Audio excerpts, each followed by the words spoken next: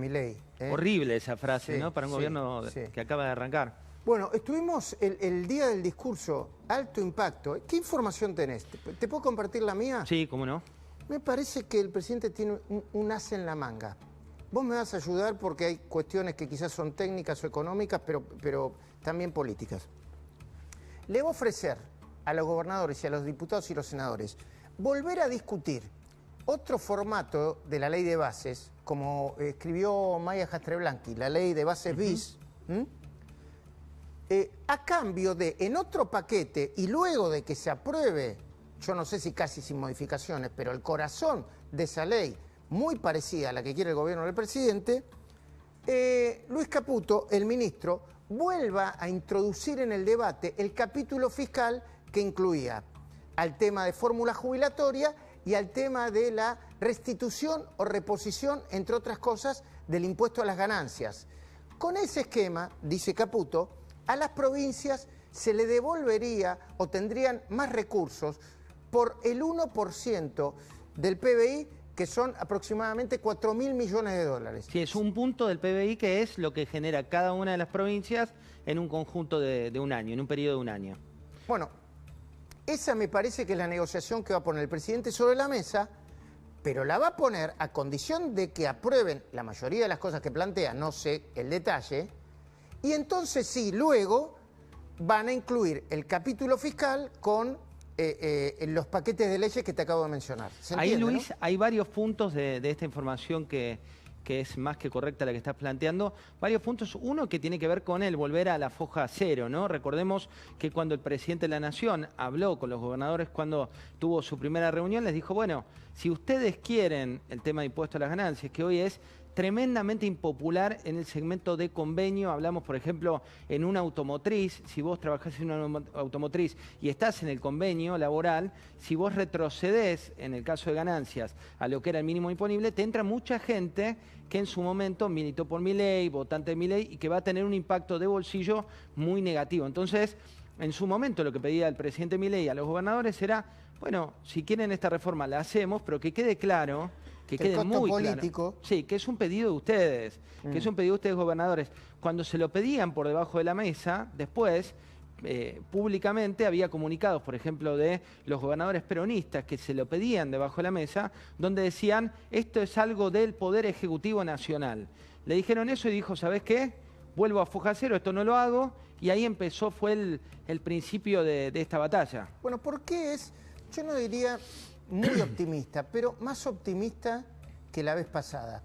Porque el presidente dice, ahora los gobernadores saben qué tipo de herramienta tenemos para negociar y no van a volver a bancarse el desgaste que le generó esta negociación. Yo no sé qué tipo de desgaste político tendrá cada uno. Sí sé que en la imagen de la mayoría de las consultoras del presidente está igual o en algunos casos mejor que cuando ganó las elecciones. Y yo no sé si en cada una de las provincias los gobernadores están mejor en imagen o son vistos como dirigentes que ponen palos en la rueda al verdadero cambio que pidió la mayoría de la sociedad. Mirá, en nuestra mesa de las 23 vamos a tener la última encuesta. Va a venir Sebastián López Pereira con la última encuesta, la que acaba de salir del horno, que está en línea con lo que vos decís, Luis, y tiene muchas, pero muchas sorpresas, porque el contexto que estamos atravesando es un contexto de ajuste, ¿no? Y habitualmente en el contexto de ajuste inmediatamente cae la popularidad de los líderes que están gobernando. No así en esta foto que ven hoy por hoy. Más datos de lo que viene, Luis. Se viene un proyecto de ley del presidente que tiene que ver con poner presos a todos aquellos que emitan dinero. Que emitan dinero de manera espuria contra un déficit fiscal que debería ser equilibrado gastando menos. Sí, en su teoría, que es un poco lo que él viene esgrimiendo desde que no era presidente, emitir dinero es delito, ¿no? Inclusive cita a varios autores que hablan de esto. ¿Qué dice el proyecto de ley? Es parecido a lo que quiere hacer con las jubilaciones de privilegio, que dijo el otro día, no nos van a abarcar ni a él que es el presidente, ni a la señora vicepresidenta, en línea con Victoria Villarruel. En este caso también afectaría al Poder Ejecutivo Nacional, afectaría al ministro de Economía, afectaría al presidente del Banco Central, con lo cual se está condicionando su propio metro cuadrado con vistas a los que vienen. Digo, esta jugada política también, Luis, es bastante arriesgada porque en algunos contextos los países necesitan emitir dinero. Hay que ver si la letra chica tiene, salvo un contexto de pandemia, pero también forma parte de cuestiones que había prometido y tal vez esa es la principal diferencia ahora, ¿no? A ver, a mí ¿qué me sorprendió? ¿Qué me impactó del discurso del presidente? Primero, que haya mencionado con nombre y apellido a los que denominó los jinetes del pasado. Cristina Kirchner, Máximo Kirchner, Pablo Moyano, Juan Grabois, que haya incluido a Roberto Baradel, no es sorpresa, el lunes de nuevo mañana hay un paro nacional cuando los chicos deberían tener muchas más horas de clase que cualquier alumno de Latinoamérica con los datos de las últimas pruebas PISA. Eso me impactó. ¿Por qué me impactó? Porque había un run de un presunto acuerdo político con Cristina por un lado y con Massa por el otro.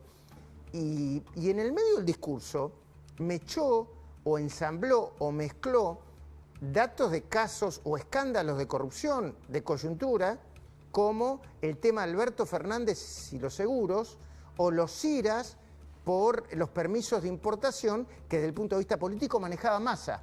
En el caso de Alberto Fernández, Luis, es una punta de un ovillo que no termina. La verdad es que tanto Camila Dolavgian como Diego Cabo te están tirando esa punta del ovillo. Bueno, la ministra Patricia Bullrich, acá presente, en cuanto apareció el primer dato, interrumpió el contrato que creo que hasta ese momento había entiendo que con Nación Seguros, ¿no? Que es donde se mira la instrumentación más escandalosa. Sí, inclusive la frase, ¿no?, del expresidente respecto de su secretaria que se extralimitó o se habría extralimitado, cuando hablamos de una secretaria de muchísimos años de historia con él y cuando hablamos también de una situación que obviamente excede la toma de decisiones que podría haber tenido. Más de lo que viene, Luis, una más de lo que viene. ¿Cómo no? Recién veíamos esta entrevista exclusiva que le hiciste a la ministra de Capital Humano, Petovelo. Hay una estrategia ahí, ¿eh? ¿Viste que la ministra de Capital Humano a ver, no tira títulos rimbombantes? El lugar que tiene es el lugar de atender los reclamos de los más necesitados. Entonces no es Milei, perdón, con todo respeto, no es Patricia Bullrich que tira títulos para nosotros en la jerga, ¿no? Nosotros decimos que tira títulos todo el tiempo. Es bastante cuidadosa. Ahora, desde el punto de vista político, perdón, después te escucho porque estoy muy atento a lo que me decís. Javier Milei también le envió un fuerte mensaje a Grabois. Grabois, hasta hace poco, llamaba todos los días a la Casa Rosada. Che, viste, se quería hacer amigo, el estilo Grabois, como llamaba Mario Quintana durante el gobierno de Mauricio Macri. Él se quería hacer amigo. Si no le das lo que querés, te empieza a denunciar, a injuriar, a extorsionar con los medios. Bueno, como no le está resultando eso, está desesperado. Por eso dice cada 5 minutos, yo quiero que le vaya mal al gobierno de Milei. Hay algo ahí que cambió, que Grabois pensó que iba a ser de una manera y que evidentemente está haciendo de otra. Bueno, y también está esto de cuándo da la vuelta, ¿no? La pregunta que, por ejemplo, este fin de semana hay acá en la Argentina 6 de los principales fondos de inversión diciendo y preguntando mucho, se reunieron con... ¿Cuándo da la vuelta a la economía? ¿Cuándo da la vuelta a la economía? Las dos preguntas que se hacen afuera respecto de lo que viene es ¿cuándo da la vuelta a la economía? Si es sustentable el ajuste, digo, si es algo de largo plazo, y también en qué momento vas a ver si esto que estamos viendo como anuncios constantes se convierten en realidades, ¿no? Porque también hay que decirlo, del pacto de mayo, que fue la intención, lo que comentábamos el viernes, ahora hay que llevarlo a la práctica, que es tal vez lo más complejo y donde se juega en parte toda la ola de inversiones que podría venir después de la salida del cepo, que es lo que están buscando tanto el presidente de la Nación como su ministro de Economía. Pregunta, querido José, ¿qué inflación se espera para febrero? O sea, ¿qué inflación se espera del mes de febrero? Mira, los más moderados, los que están en el medio, hablan del 15%. Algunos más optimistas te hablan del 12%. Y uno solo pesimista muy fuerte te habla del 20%. Pero digo, va a estar más cerca del 15% que del 10%. Y el gran título que quieren dar es que el mes siguiente tengas una inflación cercana a un dígito, como para empezar a mostrar que esa curva que empieza a caer en términos de actividad, en algún momento tenga un rebote tanto de poder adquisitivo de los sueldos como también de una caída de la inflación, que es lo que nos afecta a todos. Segunda pregunta. Hoy leí parte del blog del ministro Cavallo. Cavallo hablaba de una inflación de menos del 15 y o creo que el 15, no recuerdo bien, y de una eventual nueva devaluación que habría que plantear para equilibrar las cuentas, ¿o lo interpreté mal? Mira, ahí sí habría un punto complejo, ¿no? Si viene una nueva devaluación, vuelve a empezar, se corre el arco, y si se corre el arco, no le conviene a nadie en el gobierno nacional, porque todo lo que vimos que se empezó a acomodar como precios relativos, se correría. Igual, la teoría de Milei, que es bastante distinta a la de la mayoría de los economistas, es que el tema de la devaluación no afecta a los precios. La mayoría de los economistas dicen que devaluar afecta a los precios. La teoría de Milei es, si vos no emitís dinero, si vos apretás la salida de pesos, eso no genera, se genera un efecto de caída de inflación. Claro. Ahí sí disienten muchos de la biblioteca afín a Milei respecto de esta teoría. Bueno, programón tenés Te cuento, Patricia Bullrich. Te sigo viendo, ¿sí? Jorge Fernández Díaz. Sí. Mesa de periodistas. Con su novela. Querido Jorge, voy a leer tu novela el fin de semana, me lo tengo apartado para leerla. Bueno, y fue enviada especial Paz Rodríguez Niel a Jujuy. Yo me pregunto, te digo, cuando lo decía el presidente el fin de semana, la verdad que para el radicalismo el silencio respecto a lo de Jujuy, no sé, a mí me daría vergüenza lo de eso. Y bueno, yo creo que esos son los temas que atraviesan el radicalismo junto con qué es lo que hay que hacer, si asistir o no a la convocatoria del presidente el 25 de mayo. Pero para el 25 de mayo la Argentina falta un siglo. Arrancamos, felicitaciones por la cornisa. Muchísimas gracias, te sigo viendo. Vamos a ver a Patricia Bullrich, ministra de Seguridad, una de las carteras sin dudas más importantes hoy de la Argentina, la única ministra a la que el presidente de la Nación nombró en su apertura de sesiones. Ministra, bienvenida, buenas noches, ¿cómo está? Buenas noches, ¿qué tal? ¿Cómo está? Bueno, muchas gracias por venir. Por favor. En esta semana que hay tanto para analizar, arranquemos un poco por su análisis del discurso presidencial. Bueno, me parece que fue un discurso conceptual, profundo y claro y nítido en cuanto a que el cambio no se negocia, ¿no? Que si hay que llegar al conflicto, se llega al conflicto. Si el cambio te lleva al ostracismo, vas al ostracismo. Ahora, al final del discurso, después de haber puesto las cosas en su lugar, diciendo no podemos volver a la Argentina de antes y negociar de tal manera que cuando llegás al final de la negociación te das cuenta que estás peor que antes. El presidente abrió una puerta y dijo, bueno, sin mirar el pasado, sin mirar de dónde vienen, sin mirar lo que cada uno pensó, abre una puerta para 10 puntos económicos que permitan a la Argentina salir de la situación en la que está. Así que hoy yo creo que está centrada la Argentina, digamos, no la Argentina de todos los días, porque eso va a seguir funcionando y nosotros no vamos a dejar de hacer las cosas que estamos haciendo por el pacto del 25 de mayo. Pero el pacto del 25 de mayo puede ser un antes o un después. Si cada uno se pone el sayo que le corresponde en la historia argentina, si cada uno dice, bueno, ¿me subo a esto? ¿Me subo a bajar impuestos, lograr que haya más empleo privado que público, que haya leyes laborales que no dejen a la mitad de la gente afuera del mercado laboral, que realmente abramos la economía al mundo para exportar todo lo que la Argentina tiene, que cada provincia se haga responsable de que no queden recursos naturales en su suelo o en sus cordilleras o digamos, lo que sea, y que realmente explotemos todo lo que tenemos, desde las pampas hasta el petróleo, desde la minería hasta el gas. Entonces, todo lo que la Argentina puede dar, hagámoslo, porque si no, lo vamos a perder. Entonces, creo que se marca un rumbo bien claro de una Argentina que pasa de la traba a la competitividad, con impuestos bajos, con facilidades, sin trabas, y ese es el llamado al acuerdo. Ahora, ¿quién se puede oponer a eso? Bueno, vamos a hablar de esto y también de lo que está pasando en el PRO, de lo que pasa en la política por ahí más tradicional en este contexto, pero quiero compartir con usted la parte justamente donde el presidente hablaba de lo que llamó los jinetes, ¿no?, del apocalipsis. Veamos cómo lo decía. Porque no debemos engañarnos. Hay un sector importante de la dirigencia política que no quiere abandonar los privilegios del antiguo régimen. Los vimos en las violentas manifestaciones frente al Congreso, en las declaraciones de los sindicalistas que se resisten a entender que la Argentina de los privilegios se terminó, en el accionar de diputados que pidieron el voto apoyando el cambio, pero que pretendieron traicionar su mandato mientras nadie veía. Lo vimos también en la reparación de los jinetes del fracaso como Sergio Massa, Pablo Moyano, Juan Grabois y Máximo Kirchner.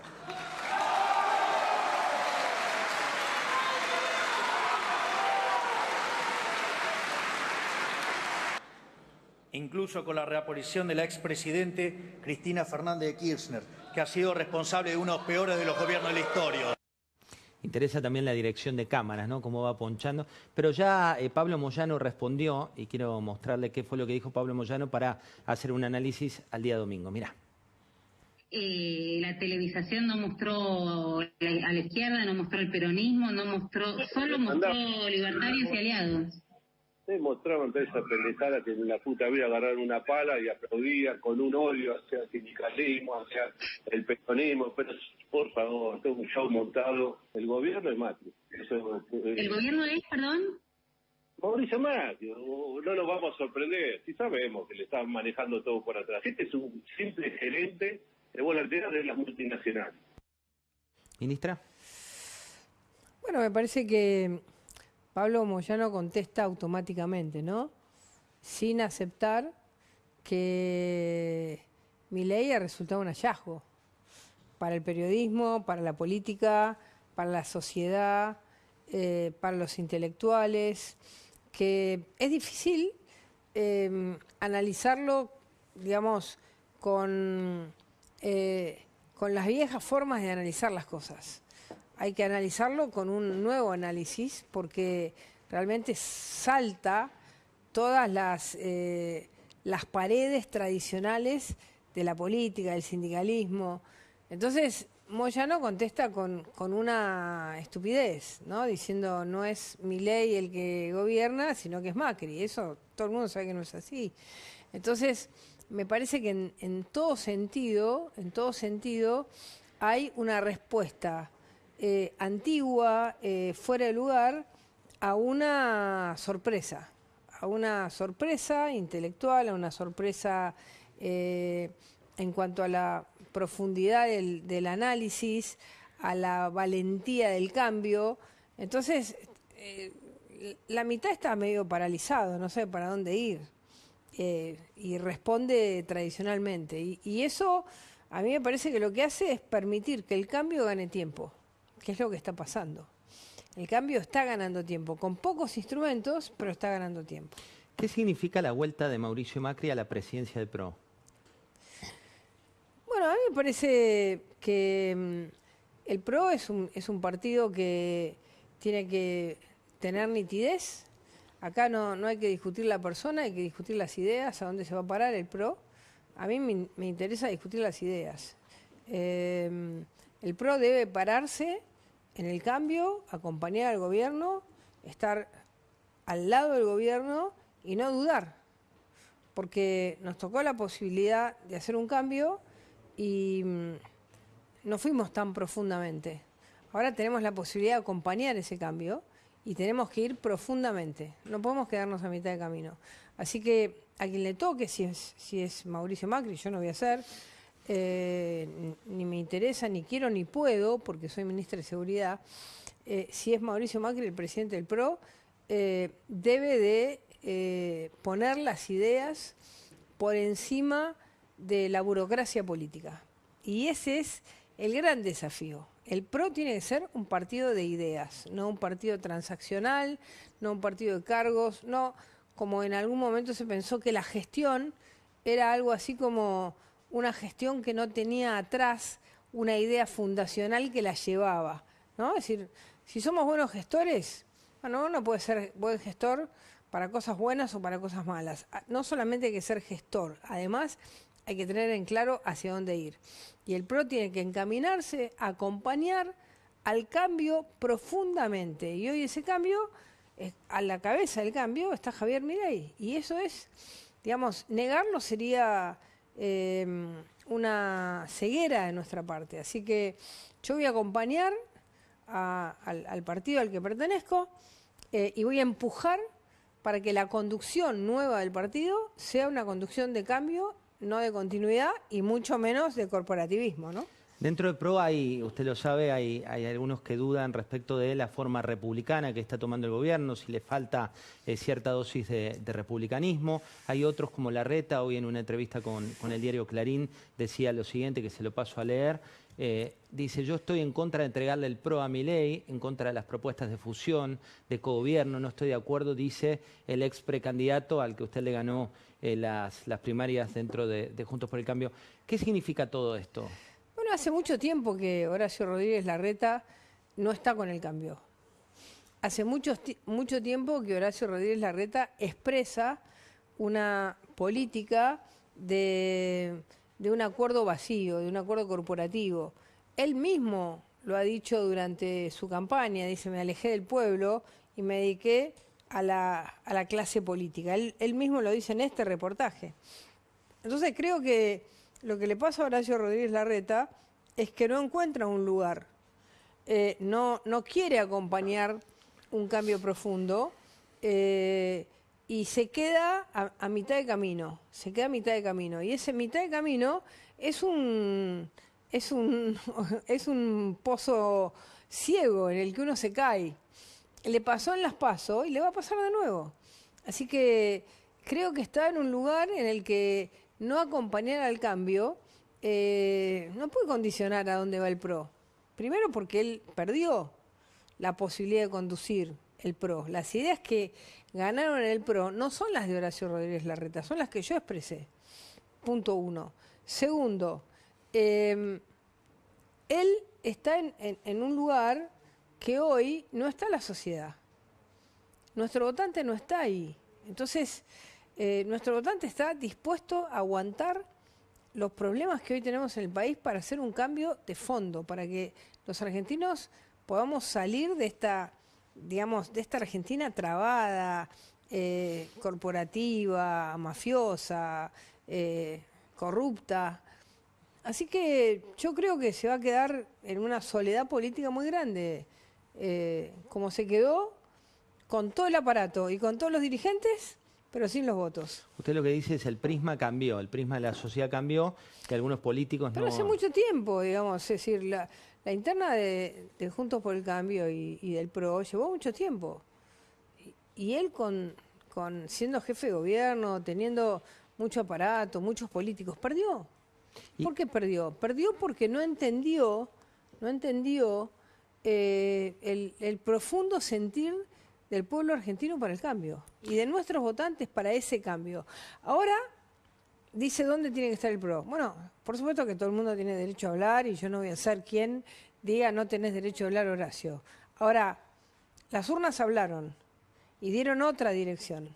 Dijeron, acompañemos un cambio. Y ahí estamos, acompañando el cambio. Ahí tiene que estar el PRO, acompañando el cambio. El presidente habló respecto de qué eligió la gente. Veamos qué es lo que decía. Una mayoría silenciosa de aquellos ciudadanos argentinos desprotegidos que no los invitaron a sentarse en la mesa del poder en la que siempre se definió el rumbo del país. Esa Argentina despertó, asistió a las urnas y puso en la presidencia un hombre recién llegado a la vida política, que conduce una fuerza política nueva, que puede no tener mayorías parlamentarias, ni intendentes, ni gobernadores, pero que sabe lo que tiene que hacer, sabe cómo hacerlo y tiene la convicción para hacerlo.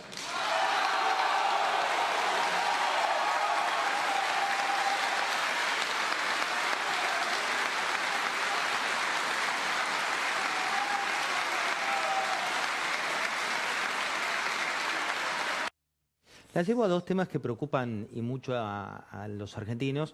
Uno que tiene que ver con la economía, que no es su cartera, y otro que tiene que ver con la inseguridad. ¿Qué está pasando, por ejemplo, con el narcotráfico y qué medidas cambiaron desde que ustedes asumieron? Bueno, la primera medida es hacerse cargo. Porque si uno llega a la ciudad de Rosario y tiene a fuerzas que son especialmente formadas, como la Gendarmería, la Prefectura o la Policía Federal, que está, digamos, ya dedicada a la investigación de delitos complejos, la tiene haciendo controles de tránsito, es evidente que el resultado va a ser muy bajo. ¿Qué hicimos nosotros? Nos sentamos con el gobernador, armamos un modelo operativo, nosotros nos ocupamos de determinadas zonas, se ocupa la Policía de Santa Fe, el ministro de Gobierno, de Seguridad de Santa Fe, de aquellas cosas que tienen que ver con otras zonas de la ciudad, y juntos hemos logrado un avance muy importante. Recién comienza el año. Hay que seguir, digamos, trabajando, sacándoles el delito de las cárceles, como lo hicimos con los protocolos de presos de alto riesgo, impidiéndoles que puedan delinquir. Fíjese lo que hizo Guillermo Cantero, el líder de los monos. El líder de los monos dijo, fue a la justicia y dijo, me autopercibo mujer y hombre. Y quiero que me amplíen la lista de personas que me pueden venir a visitar, novias y novios. No, señor, se le terminó. Con eso ganaba que más visitas. Claro, más visitas, con eso iban a ir aquellos que le podían transmitir la posibilidad de seguir con el delito. Y en el gobierno anterior hubiera habido connivencia. Sí, quizás podía haber habido un juez que diga, bueno, sí se autopercibe, hay que aceptar que se autoperciba. No, es una maniobra. Es una maniobra. ¿Qué vamos a hacer? Vamos a aceptar. Entonces, hay que ser estrictos con el delito. Hay que trabajar, por supuesto, como lo está haciendo el intendente de Rosario, para tratar de ayudar a los chicos que no entren al delito, porque esto es un tema integral, pero hoy nosotros tenemos una presencia en los barrios donde estamos que es muy fuerte. Entonces, ¿qué es lo que está pasando? Bueno, está bajando el homicidio, los tiroteos, los delitos entre los narcotraficantes, las extorsiones a los comerciantes. En una parte está la Policía de Santa Fe, en otra parte están las Fuerzas Federales. Todos los lunes hay una reunión de equipo. ¿Y cuál es el logro? Bueno, el logro es muy importante. Estamos en el 57% en la calle de baja de homicidios. Es algo que no se ve todos los días. Entonces, cuando uno toma decisión, cuando uno saca las fuerzas, cuando uno investiga, porque ya hemos tenido investigaciones muy importantes, tanto nosotros como la Policía de Santa Fe. Cuando uno investiga, cuando uno saca las manzanas podridas de la canasta, cuando hace todo lo que tiene que hacer, bueno, las cosas empiezan a cambiar, porque el Estado es más potente que los narcotraficantes cuando uno no deja que los narcotraficantes tomen el Estado. Y va contra todos los que lavan la plata. Agarramos varios de los lavadores de dinero, los que lavan la plata, los que se anotan en el registro para tener marihuana medicinal y es toda una mentira. Podían tener 18 plantas y tenían 1800, con luces, con todo. Era un barra brava de Colón, preso el barra brava de Colón y todos los que estaban trabajando ahí. Entonces hay que tener decisión. ¿Qué tenemos nosotros? Decisión. Y así las cosas se cambian. Es Ministra, como con el protocolo antipiquetes. Bueno, una de las cuestiones que cambió con el protocolo antipiquetes es esto de que no pueden cortar la calle, pero en la medida que la situación económica está más compleja, en la medida que el propio presidente encontró ciertos enemigos, como puede ser determinadas organizaciones o los sindicatos o demás, todo hace prever que haya cada vez más movimiento en la calle. ¿Le preocupa eso? Yo creo que el movimiento en la calle está organizado. ¿Por quién? Por las organizaciones sociales. ¿Para qué? Que ya han demostrado, y nosotros tenemos 95.000 llamadas al 134. 95.000. Sí, las cosas que escuchamos. Es decir, así como en la ciencia política hay una teoría que dice que los partidos políticos tienden a ser oligarquías, ¿no? Que es el principio de Michels, un politólogo que escribió a finales del siglo XIX, sobre cómo los partidos se transforman en oligarquías y es difícil sacar a las cúpulas. En las organizaciones sociales está pasando exactamente lo mismo. Las cúpulas son brutales.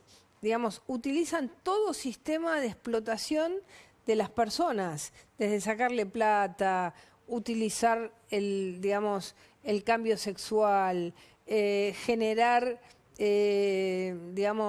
reemplazos a aquellos que no van a una marcha, obligar a la mamá al segundo día del parto y habiendo tenido un hijo de un día a ir a la marcha sí o sí. Entonces, son tantas las cosas que estamos viendo que se ha generado una deformación tan grande que hay un plafón social muy fuerte para sacar a todos estos gerentes explotadores de la pobreza y realmente reemplazarlo por mecanismos transparentes. Así que se está avanzando mucho y la gente ahí recupera libertad.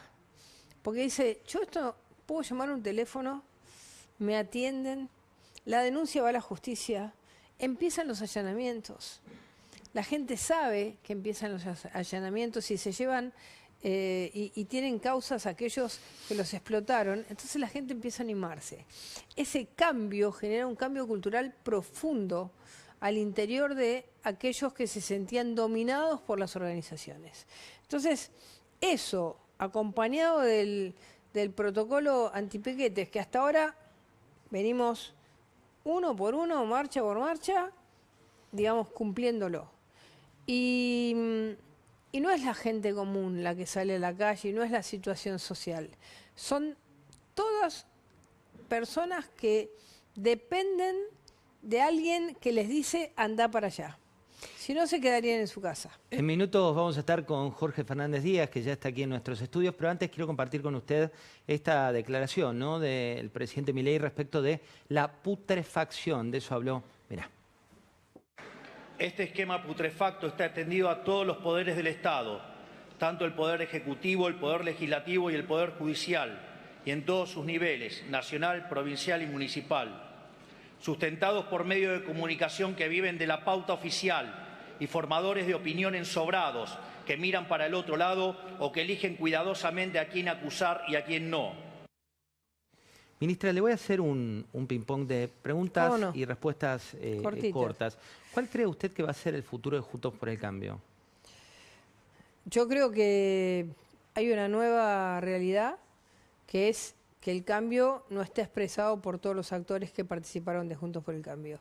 Creo que va a haber cambio o continuidad y muchos de Juntos por el Cambio se van a quedar con la continuidad. ¿Por qué cree que desde el radicalismo hubo silencio respecto de lo que pasó en la provincia de Jujuy con el gobernador Morales? Bueno, porque está esta teoría de que cuido a mis amigos en vez de ser objetivo. Lamentablemente, igualmente, lo que le pasó a Morales desde una perspectiva personal es muy duro. Ahora, eso no significa que una persona que haya tenido una comunicación vía WhatsApp pueda estar detenida por su opinión. Me parece que se dieron cuenta y rápidamente cuando esto empezó a escalar lo largaron. Pero me parece que son cosas de las que hay que opinar, ¿no? Es decir, a mí me parece horrible que le digan a Morales si es su hija, no es su hija. Sí, eso es horrible y es personal. Todo eso es personal, sí, todo eso es horrible, eso no. todo eso no se puede, no lo podemos avalar de ninguna manera. Coincido. Ahora, la respuesta tiene que ser una respuesta en el nivel comunicacional y no en el nivel, de una justicia que mete presa a las personas que tuvieron una opinión respecto a eso. Más institucional que feudo. Exactamente. Durante nuestra historia y desde la vuelta a la democracia han llamado, no Pacto de Mayo, pero han llamado a reuniones y consensos. Me acuerdo del propio presidente Macri cuando le tocó su presidencia, que también había una serie de números y enumeraciones que quería cumplir. Y siempre la intención y lo declarativo de gobernadores y demás está bárbaro, pero cuando llegamos al metro cuadrado de cada uno, nadie cede. ¿Por qué ahora cambiaría? Que ceda el que quiera, el que entienda. El que no entienda seguirá en ese metro cuadrado y le va a pasar la historia por arriba. Nosotros no nos vamos a detener. ¿Y el Poder Ejecutivo está dispuesto a ceder también? Pero el Poder Ejecutivo en la ley, en la discusión de la ley, cambió un montón de cosas. ¿Por qué no va a estar dispuesto ahora a cambiar las cosas? Las cosas aquellas que... Ahora, ¿en qué momento se sacó la ley? ¿En qué momento el presidente dijo, saco la ley? En el momento en el que el objetivo del déficit cero comenzaba a perderse y la curva empezaba, digamos, lo que pedían todas las provincias, aumentaba el gasto. Ahí se dijo, no, si estamos todos rompiéndonos para que no haya déficit y de golpe sale una ley del Congreso que aumenta el gasto. No, ahí no vamos. Entonces, los principios no pueden ser violados, porque ese es el rumbo. Ahora, en ese rumbo, quieren una ley, no quieren otra. Ahora, el principio de desburocratizar, desmalezar, descontaminar legalmente la Argentina, permitir que las personas trabajen, para poder llegar a bajar impuestos, para tener déficit cero, eso no se negocia, porque si no negociamos el cambio de la Argentina, y si negociamos el cambio, ¿dónde vamos? Ahora, el negocio de aquellos que quieren dejar todo como está, es decir, estoy discutiendo. ¿Discutiendo qué? ¿Mantener todo como está? Eso no va, eso no va. Ahí está el límite. ¿Habló con el presidente después de la apertura de sesiones? Sí, hablé. ¿Cómo lo notó? Yo lo noto, a ver, con una convicción profunda, digamos, con un análisis profundo del problema argentino, a nivel económico, a nivel sociológico, a nivel de la sociedad, de los actores políticos. Así que creo que hay un equipo consolidado, fuerte, decidido a ir para adelante con el cambio. Por supuesto que no somos sordos, vamos a escuchar, pero vamos a escuchar entendiendo que la escucha no puede ser una mentira para ganar tiempo y postergar cualquier cambio. Ministra, la última tiene que ver con lo que viene, ¿no? Uno ve, y lo comentaba recién, hay muchos fondos de inversión, hay varios empresarios pymes, algunos preocupados por lo que puede venir en materia económica. ¿Cuánto optimismo hay en el gobierno respecto de esta B corta que dicen en la economía? Mucho. ¿En el corto plazo? Bueno, a ver, lo dijo el presidente, ¿no? Tenemos dos y medio, 3 meses todavía difíciles. La gente sabe que van a ser dos o 3 meses difíciles, por eso se ayudó con los útiles de los chicos que empezaron en el colegio. Queremos que se vote rápido el servicio esencial para que los chicos no pierdan clases. ¿Que Baradel convoque un paro? ¿Qué le genera? Bueno, una barbaridad. En un país que no saben los chicos en tercer grado leer y escribir, seguir llamando a paros. Por eso necesitamos, a ver, saquémonos las orejeras y empecemos realmente a pensar que vamos a necesitar que la educación sea un servicio esencial y que haya educación todos los santos días en todas las provincias de la Argentina. Ahora, ¿puede ser que sigan haciendo paro como si nada pasara? Es decir, ¿no toman conciencia de que la Argentina ha perdido toda capacidad de enseñar? ¿Qué poder tienen? El poder de destruir, ningún poder de construir. Entonces, nosotros vamos a seguir adelante, no vamos a permitir que sigan destruyendo la Argentina. Eso es una decisión. Ministra, muchas gracias por su tiempo y por haber venido. Muchas gracias. Vamos a recibir a Jorge Fernández Díaz, pero antes, esto pasaba también en la apertura de sesiones en el Congreso de la Nación.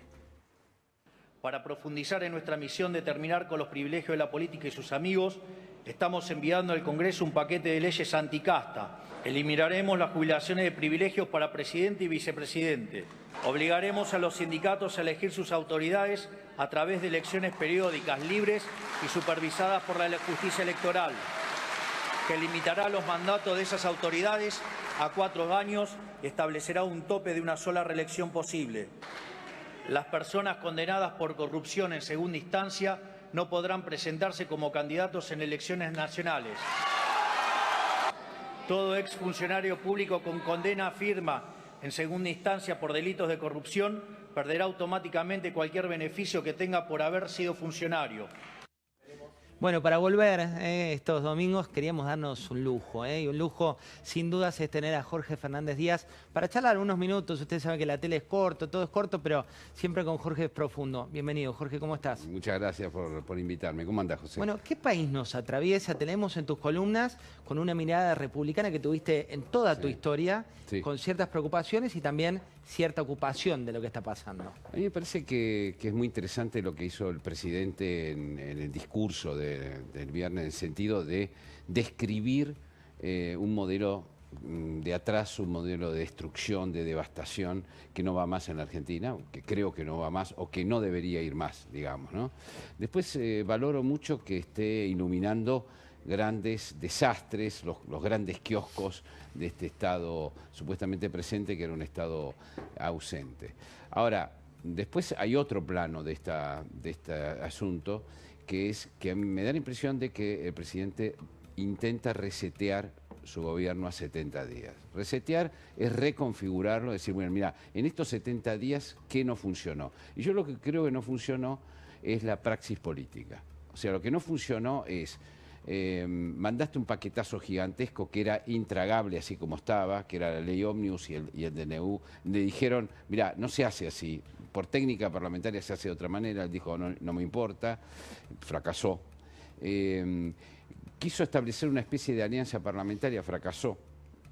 Quiso tener a los gobernadores, por lo menos de Juntos por el Cambio, a favor, fracasó.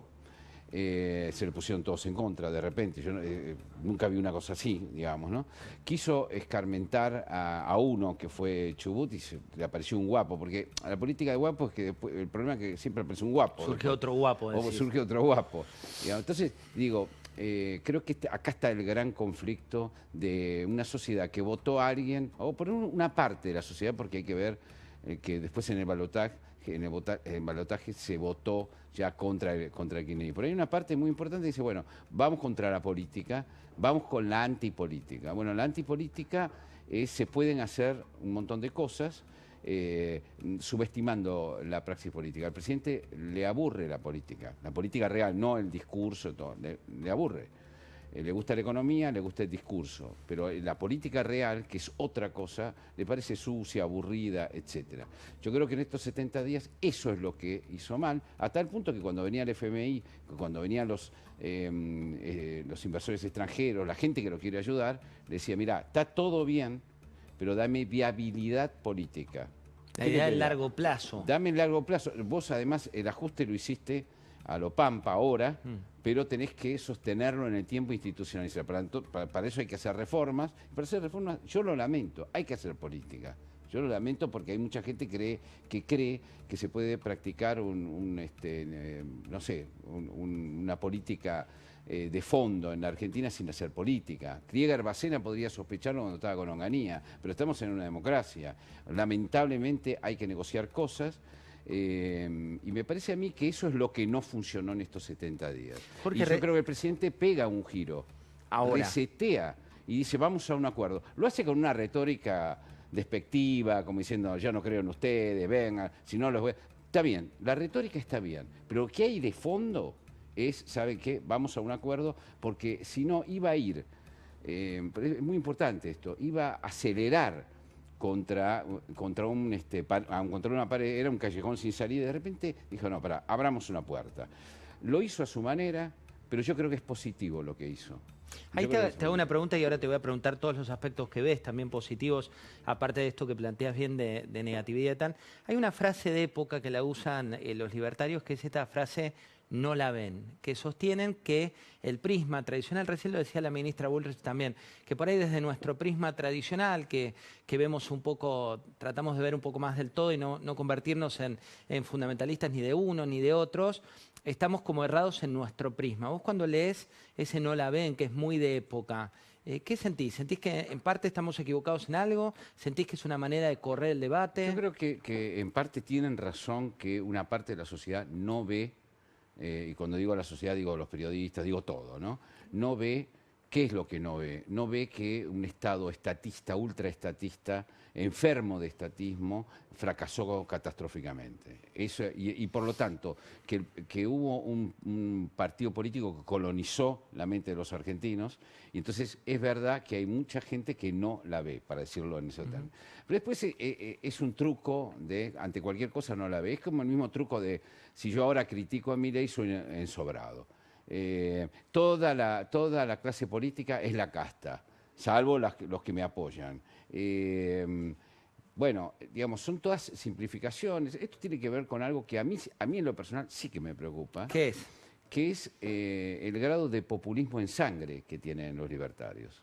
Estudiando... Populismo de derecha, decís. Claro, recordemos que el manifiesto central de esta nueva derecha internacional a la que ahora adscribe la Argentina, o por lo menos adscribe el nuevo gobierno, es una nueva derecha que tiene un manifiesto, y ese manifiesto que se hizo en los 90, el título es Populismo de derecha. Es decir, copiémosle al populismo de izquierda todos los trucos y seamos populistas. Es decir, populista quiere decir un líder mesiánico, una serie de prácticas. Un poco la apuesta el otro día, aplausos en el Congreso, gente vivando. Es el pueblo contra los buenos y los malos, el pueblo contra la casta, es decir, una serie de asuntos, y además estemos todo el tiempo en un nivel de agresividad como tenía el populismo de izquierda, porque además le copian eso. A mí esto me preocupa, porque yo soy un miserable republicano, que le criticó a Cristina Kirchner muchas de estas políticas, y que no puedo venir acá y poner la cara y hacerme... Entonces pasamos del fingir demencia a fingir amnesia. Digamos, ahí ¿no? Me parece interesante este punto, Jorge, y también vos sos un hombre de letras y sos un hombre de la Academia de Periodismo, digo, jugás en dos de las canchas La que Academia tienen de que ver- Letras. de la Academia de Sí, Letras. sí. Y una de las cuestiones que se hablaba del gobierno de Macri, concretamente, era que no había ganado, no había construido su propio relato. Y esto lo dice el propio expresidente, dice, bueno, nosotros en lo que nos equivocamos no fue solamente en no contar la herencia, no solamente en no contar lo que venía, sino también en no construir una épica, que tal vez eso es parte del activo que tiene Milei. Yo creo que es parte del activo, creo que ellos sí están construyendo una épica, eso me parece que lo hacen bien, pero bueno, cuidado en la épica con crear una nueva política de amigo-enemigo. Nosotros hemos venido aquí a criticar la política de amigo-enemigo, a criticar... Sí, el no grises. Imaginemos que Cristina Kirchner dice el Congreso es un nido de ratas. ¿Qué hubiéramos dicho nosotros escándalo. en este programa? Un escándalo. En este programa. Un escándalo. Un Hubiéramos escándalo. dicho un escándalo. Un escándalo. Sí. ¿Qué hubiéramos dicho si Cristina Kirchner hubiera utilizado el tema del down? Horrible. Para bardear, o la sodomización de las personas para Sí. pegarle a un gobernador. Y bueno, vendríamos acá a denunciar, decir, ¿por qué no lo hacemos ahora? Porque, bueno, yo creo que hay que seguir haciéndolo. Creo que esto le hace bien a la democracia seguir haciéndolo. Creo que hay que decirle al presidente en qué se excede, en qué se excede. Por ejemplo, nombrar periodistas con nombre y apellido porque no le gustó una nota, eso implica que un montón de gente lo obedece Eso también lo denunciábamos de en kirchnerismo. la agresividad, Sí. claro. Si hay cosas que son absolutamente innecesarias. Lo que a mí me preocupa no es la épica de Milei, que me parece interesante, que me parece que va... Nosotros siempre vamos a agradecer esto. Mirá, este era un barco que iba escorado hacia el sur a pegarse un palo contra un iceberg y a hundirse. Él tomó el barco y lo giró hacia el norte. Esto siempre lo agradecemos. Él va hacia el norte, va bien. Vamos a ver si tiene la experiencia, la muñeca, para manejar bien el barco, y si no va a crear motines y peleas entre los tripulantes porque con propias torpezas. Eso se va a ver todavía, eso no se está... hoy no lo podemos decir porque no sabemos cómo le va a ir con el plan económico y tampoco sabemos con el plan político. Yo creo que ahora tiene un plan político el gobierno que hace 70 días no tenía. Y lo demostró en esta apertura. Lo demostró en esta apertura. El sí. tono y las formas de la apertura de sesiones, decías recién que hubo una parte que tiene que ver con esta construcción de épica, pero también empezó a hablar, por ejemplo, hablaba de Máximo Kirchner, por ejemplo, hablaba de Cristina Fernández de Kirchner, nombró al exministro de Economía, digo, esta idea también de voy contra los sindicatos. ¿Vos tenés en tu memoria algún presidente que haya atacado tantos frentes a la vez? Frontalmente no, creo que yo no sé si eso es un mérito o demérito, habrá que ver Creo que esos 10 mandamientos, ese pacto, que es un pacto, a ver, es un pacto basado en realmente puntos que cambiarían a la Argentina. Es decir, una reforma laboral realmente cambiaría a la Argentina, es necesario. Yo veo que ahí hay realmente... Ahora, vamos a ver en qué termina esto, si es un decálogo de buenas intenciones o si es posible realizarlo, ¿no? Porque siempre tengo como la impresión, dice, mira, la impresión de que Milei dice, bueno, yo les tiré el cambio, no quisieron, cosa de ustedes, ¿no? ¿A vos te da miedo la idea de, si no me compran, suelto? Sí, no sé si soltar, si renunciar, porque no estoy hablando de eso. Pero como que tiene como una visión que yo voy a quedar igual ya en la historia por haber planteado esto. Pero no, es importante quedar en la historia por una realización de las cosas, digamos, ¿no? Y la realización posible de las cosas, entendiendo que no existe un grupo de iluminados en la Argentina.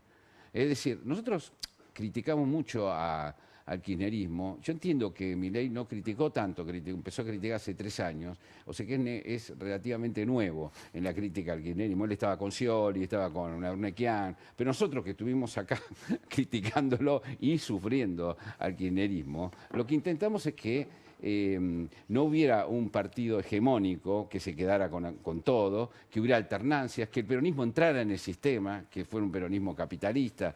Y ahora como presiente Cristina Kirchner que le aparece un nuevo peronismo, con ese el peronismo de izquierda, ¿no? Que entre en el sistema para que entremos todos en el sistema. Todos quiere decir que haya alternancias de partidos políticos, que no seamos inflexibles. Porque el kirchnerismo decía, solo podemos gobernar nosotros. Lo decía en la intimidad. Si gobiernan los gorilas, que era todo, van a destruir la patria. Bueno, que no ocurra que solamente pueden ahora los libertarios o los liberales, que yo quiero también decirte que hay un problema ahí con las palabras, digamos, ¿no? ¿Por qué? Porque estos libertarios han nacido a la idea, una idea de iluminados en 1990 en Estados Unidos, aunque vienen de una tradición, agarrándose del liberalismo, pero en desprecio profundo hacia la centro-derecha, ¿no? Pero desprecio profundo. Es decir, la idea es, el PP en España nos traicionó, por eso hay que crear a Vox.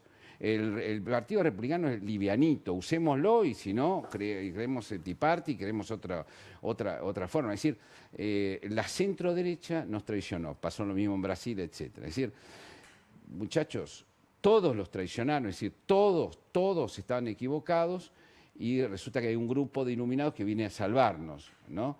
Que es la nueva derecha de la mano de Trump, que Trump tampoco es libertario, pero los libertarios... No, la política de Trump nada tiene que ver con la política libertaria cuando vos haces el es crear América, nada que ver. Sí. Anda a decirle al Estado, un Estado en guerra permanentemente con Estados Unidos, que tiene que bajar los costos. Bueno, estamos hablando de ¿Y otras qué te gusta, digamos? Porque hacías un diagnóstico de las luces amarillas que tiene este modelo, esto de no hay grises, no, en algunas situaciones se ve más autocrático que republicano. Digo, ¿en qué decís, bueno, esto me da cierta esperanza o le doy... Que va en el sentido correcto. Que la Argentina era un enfermo terminal del estatismo y que a lo mejor lo que hace Milei, que a mí me inquieta, es el electroshock in extremis que necesitaba ese enfermo terminal de estatismo. Tampoco estoy de acuerdo con él en el sentido de que... porque el problema de los argentinos es ir a los bandazos entre... el péndulo. Que es un péndulo destructor, digamos. Sí, de Kicillof a Milei. Milei. El Estado es todo. 20 años del Estado, el Estado. Ahora el mercado es todo. Muchachos, hay muchos países gobernados por liberales que tienen economías mixtas, que son muy virtuosas, que son... y eso no es una herejía. Vos no podés decirle a un socialdemócrata europeo que es un socialista y que por lo tanto es un comunista cobarde, porque hablan en estos términos, digamos, son términos que a mí me ponen nervioso por el grado de simplificación, que hay, ¿no? Y me parece que Milei va en el sentido correcto de tratar de desratizar un Estado lleno de mafias. Él entendió algo que a Macri le costó mucho entender, y es que el Estado es un entramado de mafia. Vos sabés que la novela policial latinoamericana se distancia de las otras novelas porque el Estado es el criminal en la novela latinoamericana. Y yo creo que en parte es así porque todos los caminos de las mafias conducen al Estado, todos, el narcotráfico también, por protección, por connivencia, por asociación, etcétera, etcétera, ¿no? Entonces, a mí me parece que él ve eso, lo denuncia, construyó una épica contra eso, va en el sentido correcto de lo que se necesita en este momento, pero, digamos, lo contrario a una estupidez puede ser otra estupidez, ¿no? Es decir, no vayamos, me parece a mí, cuidado con ir de dogmas a dogmas, ¿viste? Pasamos, ¿viste? Compramos esto, después compramos lo otro. Me parece que la verdad no es que está en el medio porque eso es mediocre, pero la verdad tiene matices, ¿no? Me gusta tus títulos son certeros, ¿no? La verdad no está en el medio porque eso es mediocre. Hablando de verdades y medias verdades, bueno, uno de los placeres que tenemos con Jorge es poder leerlo, ¿no? Y está sacando Cora. Hablamos mucho de coyuntura, sus columnas tienen mucho de investigación y de historia política, pero te metiste en algo que tiene que ver con la Argentina o con, ¿por qué no decirlo?, con toda América Latina o con el mundo, que es una novela sobre infidelidades. Es una novela sobre la vida secreta de las personas. ¿Cuál es la vida secreta? Bueno, en los servicios de inteligencia dicen, está la vida pública, la vida privada y la vida secreta, ¿no? La vida privada es la que tenemos en nuestras casas, pero después está la vida secreta, es decir, esas personas que viven relaciones clandestinas, que algunas de ellas deliberadas, otras producto de que muchas veces los sentimientos son anárquicos, no piden permiso, ¿no? ¿Y qué te llevó a escribir sobre este tipo de sentimientos? Me pareció muy interesante, déjame decirte que básicamente no es solamente una novela de detectives, aunque es una detective verdadera, así como Remil, que era otro personaje, era un espía verdadero de la Argentina, no de esos que vemos en las películas, sino verdadero, que hace espionaje político. Esta es una detective verdadera de estas agencias que hay en la Argentina y en todo el mundo. ¿No se cruza Remil con Cora en el texto? No se cura. Todavía no la pude leer porque no está, si no ya la hubiera leído. No se cruza. Pero lo que trata es de un mundo de mujeres, ¿no? Cuando yo hice Mamá, el libro sobre mi madre, eso fue un gran viaje a la mente, al sentimiento de las mujeres. Y después escribí muchas veces sobre el tema a tal punto que La Nata hacía del Doctor Amor, hacíamos con La Nata en Radio Mitre, que tuvo mucho éxito, una tertulia que empezó siendo en broma, pero después se convirtió en otra cosa. Ese territorio, había muchos lectores que me decían, pero sobre todo lectoras, ¿vas a volver? ¿No vas a volver? Bueno, pero yo no sentía que me convocara. Para mí, sabes que la literatura es un juego, no es. Yo todo lo que acabo de hablar del país, para mí eso es el aula. Pero en la Cora lo hago en el recreo. Qué lindo, ¿no? Qué lindo el recreo. Lo hago en el recreo. Tenés más recreos, no tanto por la nación que nos gusta leerte en el aula, pero la verdad que como el placer que da leerte como... sobre todo cuando vuelve Remil, y vamos a conocer la Cora. Esto tiene muchas sorpresas, vueltas de tuerca, es una novela sobre los sentimientos, sobre mujeres, sobre enigmas, escrita, traté de escribirla en una novela de 400 páginas en 200. Le fui sacando la grasa porque pienso que hay también como hay una inflación, hay una inflación que se ve mucho en las series de televisión, que se ve mucho en las novelas narrativas, que sobra mucho, ¿no? Y traté de hacerlo, bueno, dirán los lectores si lo conseguí o no. Jorge, bueno, ¿ya están las librerías o cuándo está? Está las librerías, desde el viernes, sí. Mirá, mañana mismo. La última, si tenés que ponerle un título a esta Argentina y tenés que decir, como lo has hecho tantos años que te ponías ahí en la máquina, decías, discutían con Héctor D'Amico y con Ana Donofrio y con todo un gran equipo y decías, ¿cuál es el título de esta época que nos atraviesa? Creo que es la Argentina en un umbral de cambio profundo. Pondrían La Bajada, ese es el título, ¿sí? Que no se sabe si ese cambio se va a realizar completamente y si es completamente positivo, digamos, ¿no? Porque aquí hay que recordar que quien profetiza cosas cae en maldiciones, digamos, ¿no? Porque en la Argentina estamos muy...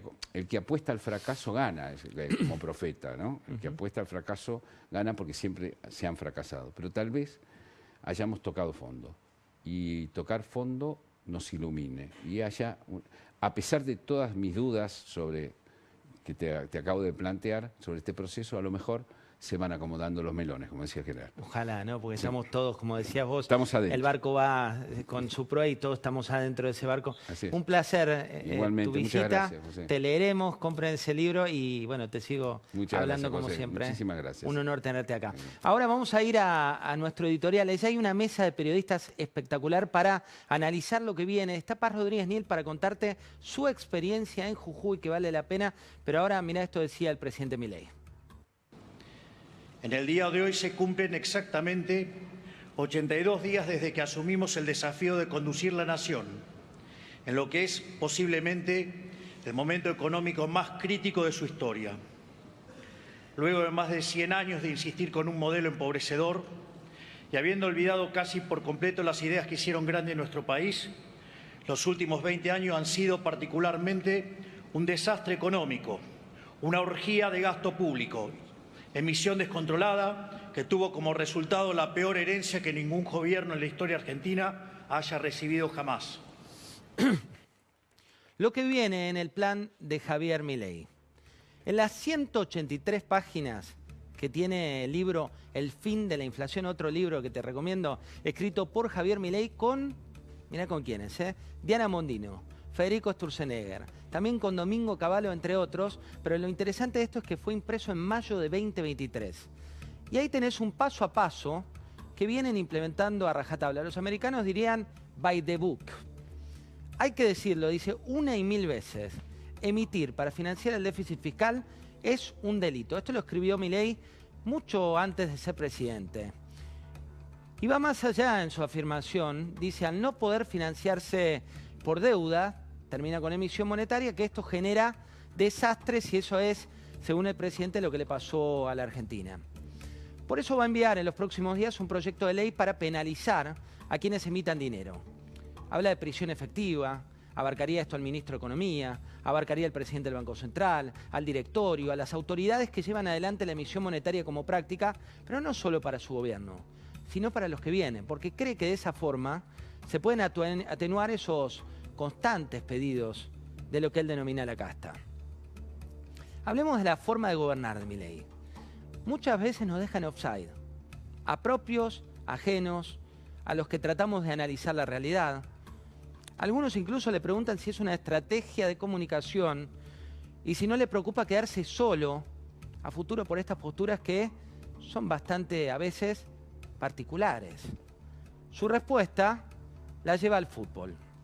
Su respuesta la lleva a la posición que históricamente ocupó cuando jugaba. Habla de esa lógica, la lógica del arquero. Dice, es el puesto más solitario y sabés que si te equivocás es gol del equipo contrario. Esto lo decía en un documental que fue dirigido por Santiago Oría. Mirá.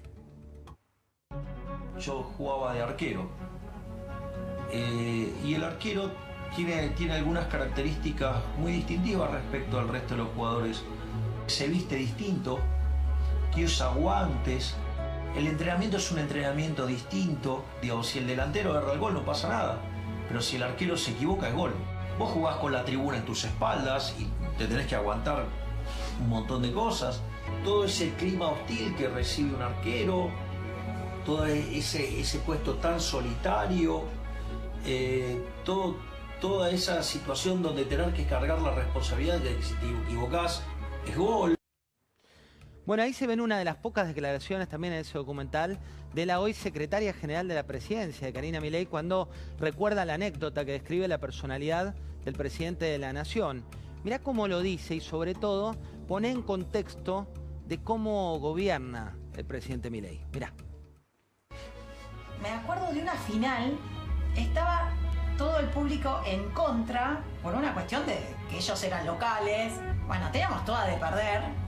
Y de repente, claro, vos imaginate, había un montón de gente de nuestra que obviamente lo alentaba todo porque estaba jugando muy bien. Pero claro, toda la hinchada contraria, encima con el apellido en la espalda, el Milei puteaba. Pero, ¿qué pasó?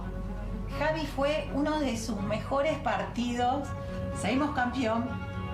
Y lo que ha jugado Javi ese partido era increíble. Tuvimos que salir escoltados porque lo querían matar. Y era con toda la hinchada en contra, y cuanto más lo puteaban, más fuerza agarraba.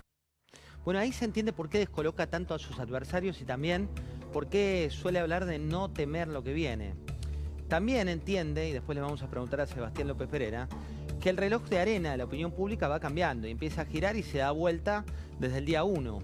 Pero cree que estos tiempos que se aceleran van a estar bien si mantiene el freno en el gasto y el superávit como resultado de los meses que vienen. ¿Cuál es el próximo paso después de estabilizar las reservas?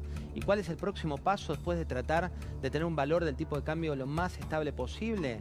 Bueno, la competencia de monedas. Eso te suena un poco técnico, pero no lo es tanto. ¿Qué significa? La salida del cepo y con esa salida la posibilidad para los argentinos de elegir con qué moneda operar. Es decir, si querés vender una casa, que formalmente la puedas vender en dólares. Si querés ir y comprar o ahorrar en la moneda, por ejemplo en los euros, que puedas usarlo dentro del mercado doméstico y que eso sea legal. Eso también supone que el propio peso del peso argentino va a ir cayendo y que la realidad que vas a tener para una futura dolarización que quieres llevar adelante va a ser más fácil de acuerdo a su lectura.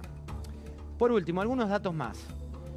Milei suele respaldar esta decisión en Ecuador. ¿Por qué? Porque en Ecuador algunos de los temas económicos cotidianos, los que hablamos todo el tiempo, dejaron de discutirse post-dolarización.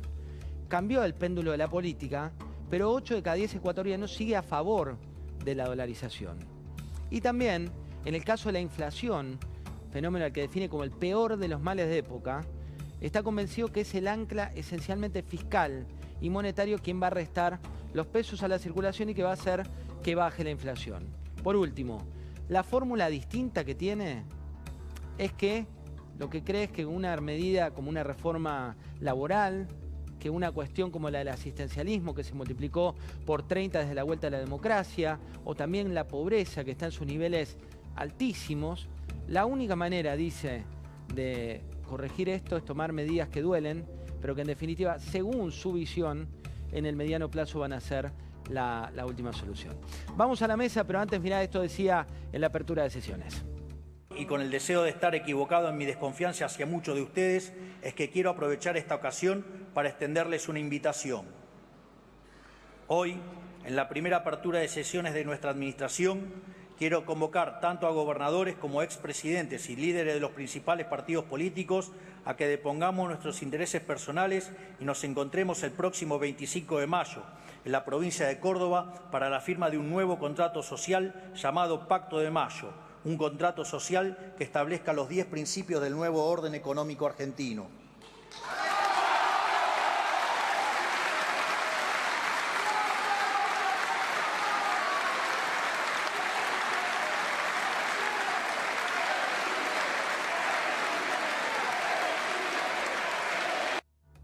Bueno, vamos a arrancar con el análisis de lo que viene.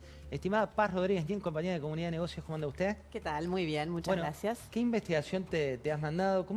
¿Qué es lo que tenés para hoy? Vamos a hablar de lo que pasó en Jujuy, 2 personas que estuvieron detenidas 53 días por haber difundido un rumor de infidelidad de la mujer del exgobernador. Te voy a decir algo, las 2 personas están libres, pero el caso sigue abierto y hay una posibilidad de que reciban una pena de prisión muy alta. Así que te voy a contar en un ratito. Y aclaramos, no es que nos metemos en la intimidad, te metes en la gravedad de lo institucional que supone, ¿no?, para un gobierno tener así a la justicia, porque eso es lo interesante sobre todo, ¿no, Paz? Sí, claro, sin dudas. Hay una persona que es el exgobernador que dice que se ha lesionado la dignidad de su familia, pero lo que está en duda es la vía elegida, porque existen vías civiles e incluso, bueno, muchos políticos que han tolerado cosas muy duras respecto de lo que se ha dicho de sus familias. En este caso, él elige la vía penal y además como querellante entra en la causa, él y su familia, y piden que estén presos estas personas. Estimado Alfredo Sáenz, bienvenido a temporada 2024. ¿Con qué título? ¿Qué tal, José? ¿Cómo andás? Vamos a hablar un poquito del misterio verde. En un momento que todo sube, ¿qué está pasando con el dólar? Que es lo único que baja. Vamos a intentar contar cuáles son las razones que están detrás de esta baja y qué puede pasar en marzo. Ceci Devana, nuestros ojos en Casa de Gobierno. Buenas noches, ¿cómo estás? ¿Qué tal? Muy buenas noches, José. Muy buenas noches para todos. Vamos a estar hablando nosotros de lo que viene precisamente esta semana en Casa Rosada, que va a ser muy activa inicialmente con una convocatoria, todo indica, a los gobernadores para que todos juntos vayan a Balcarce 50 y se empiece a hablar de lo que viene en estos casi 3 meses que tenemos por delante. Acaba de sacar Psicodromo, Federico Andagasi. Buenas noches, ¿cómo estás? ¿Cómo te va, José? ¿Qué título le pones a esta época? Mirá, no estaría muy lejos de Psicódromo. Psicódromo. Sí, lo mismo. A ver, vos lo dijiste bien en tu editorial. Es una carrera contra el tiempo, porque no bien empieza a andar un gobierno, se da vuelta el reloj de arena, como decías, gran metáfora, y cada vez va más rápido eso, ¿no? Cada vez van quedando menos granitos. El problema no es el reloj, el problema es que detrás del reloj, cuando cambias el foco, está el kirchnerismo agazapado, ¿no? Sí, y esperando, ¿no? Esperando ahí. Estimado Sebastián López Pereira, con información y datos, una encuesta de las últimas. Buenas noches, ¿cómo estás? ¿Qué tal? Buenas noches, ¿cómo estás vos? Bueno, un poco la encuesta, siguiendo con la analogía del reloj de arena, hicimos una pregunta, que ahora si querés después vemos los números, de cuánto tiempo está dispuesto a que el reloj siga tirando arena para abajo.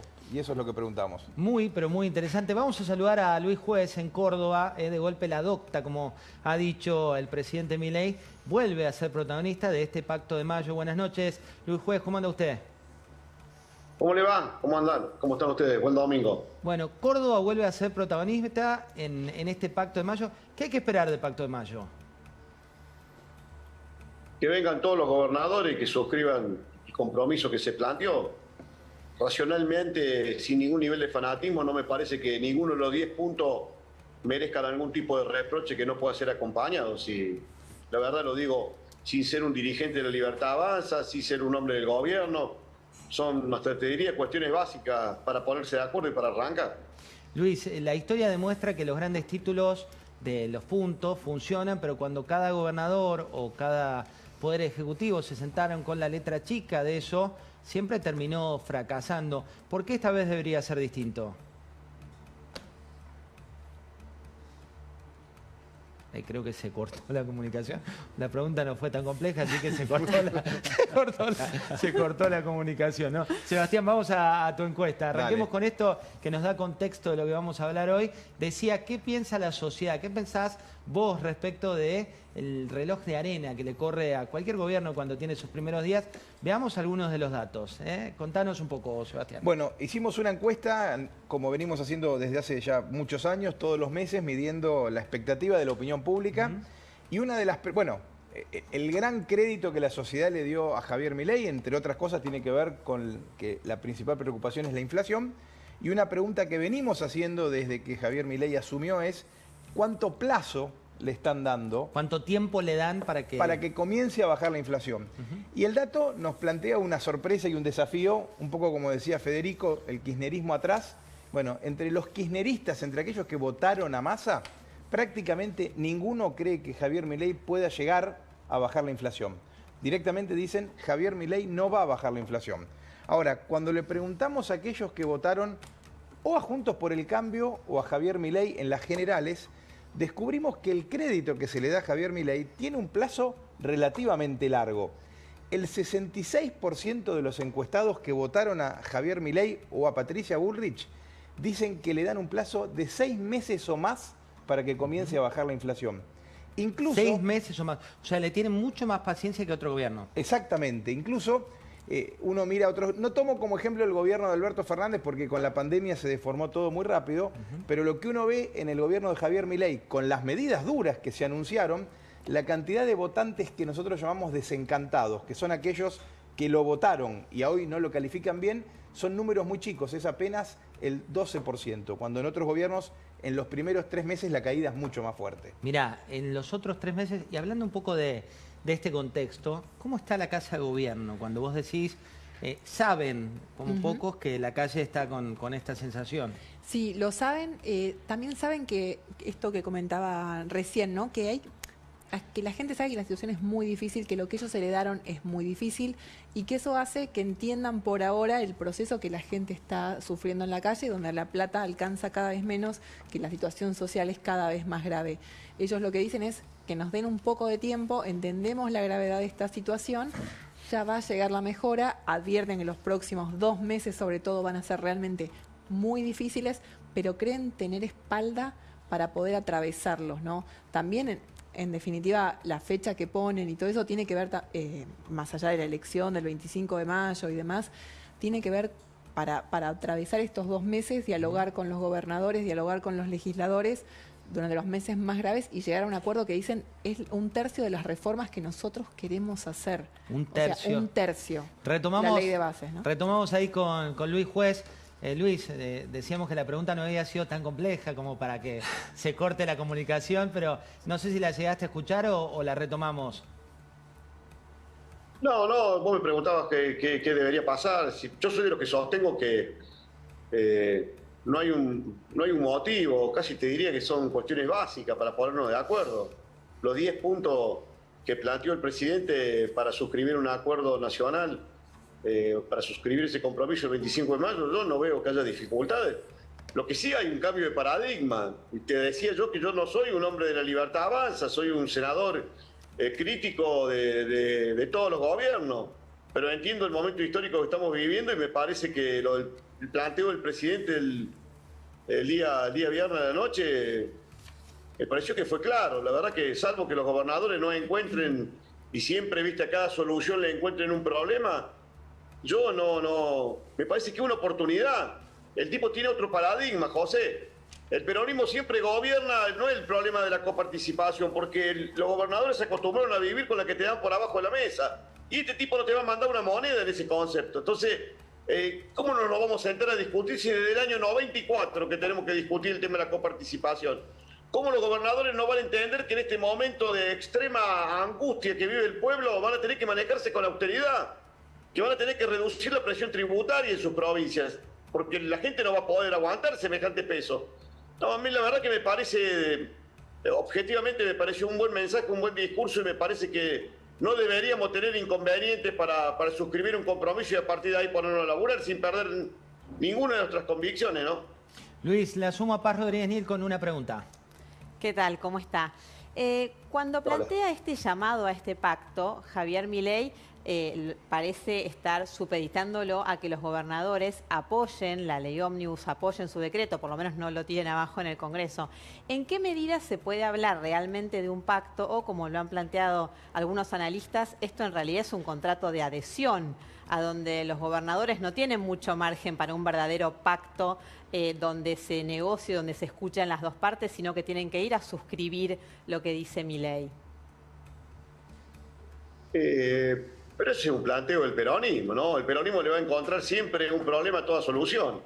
Ese planteo que este es un contrato de adhesión es un planteo que seguramente el peronismo lo va a tirar, lo viene tirando estos últimos 70 días. Cada discusión que se pretende plantear como si ello hubiese sido un desecho de virtudes durante todo este tiempo y estos últimos 40 años no se hubiesen equivocado.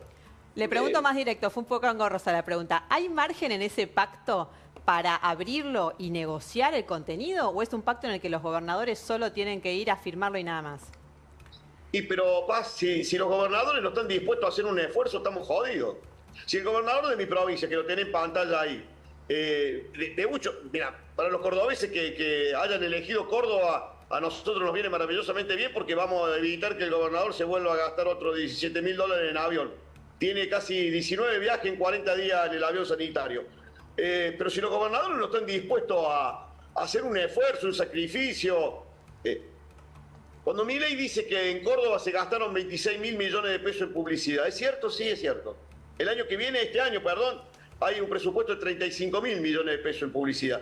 Si los gobernadores, hablo de mi provincia para no ofender a nadie, no entiende que vos no podés tener una administración con 25 ministerios, con una cosa monstruosa de dispendio del dinero público, que te tenés que manejar con mucha austeridad, que el sobreprecio de la obra pública y las redeterminaciones de precio no puede ser un negocio de algunas empresas constructoras en lobby con quien gobierna. Y va a ser muy jodido, porque no lo veo a Milei con ganas de recular en eso, pero tampoco veo a los gobernadores, el de mi provincia, en sentarse a decir, mire, Javier, he hecho todo esto, he restringido esto, he limitado de los 25 ministerios, me he quedado con 10, con 15, he suspendido la pauta publicitaria, he generado un ahorro, pero ¿sabe qué?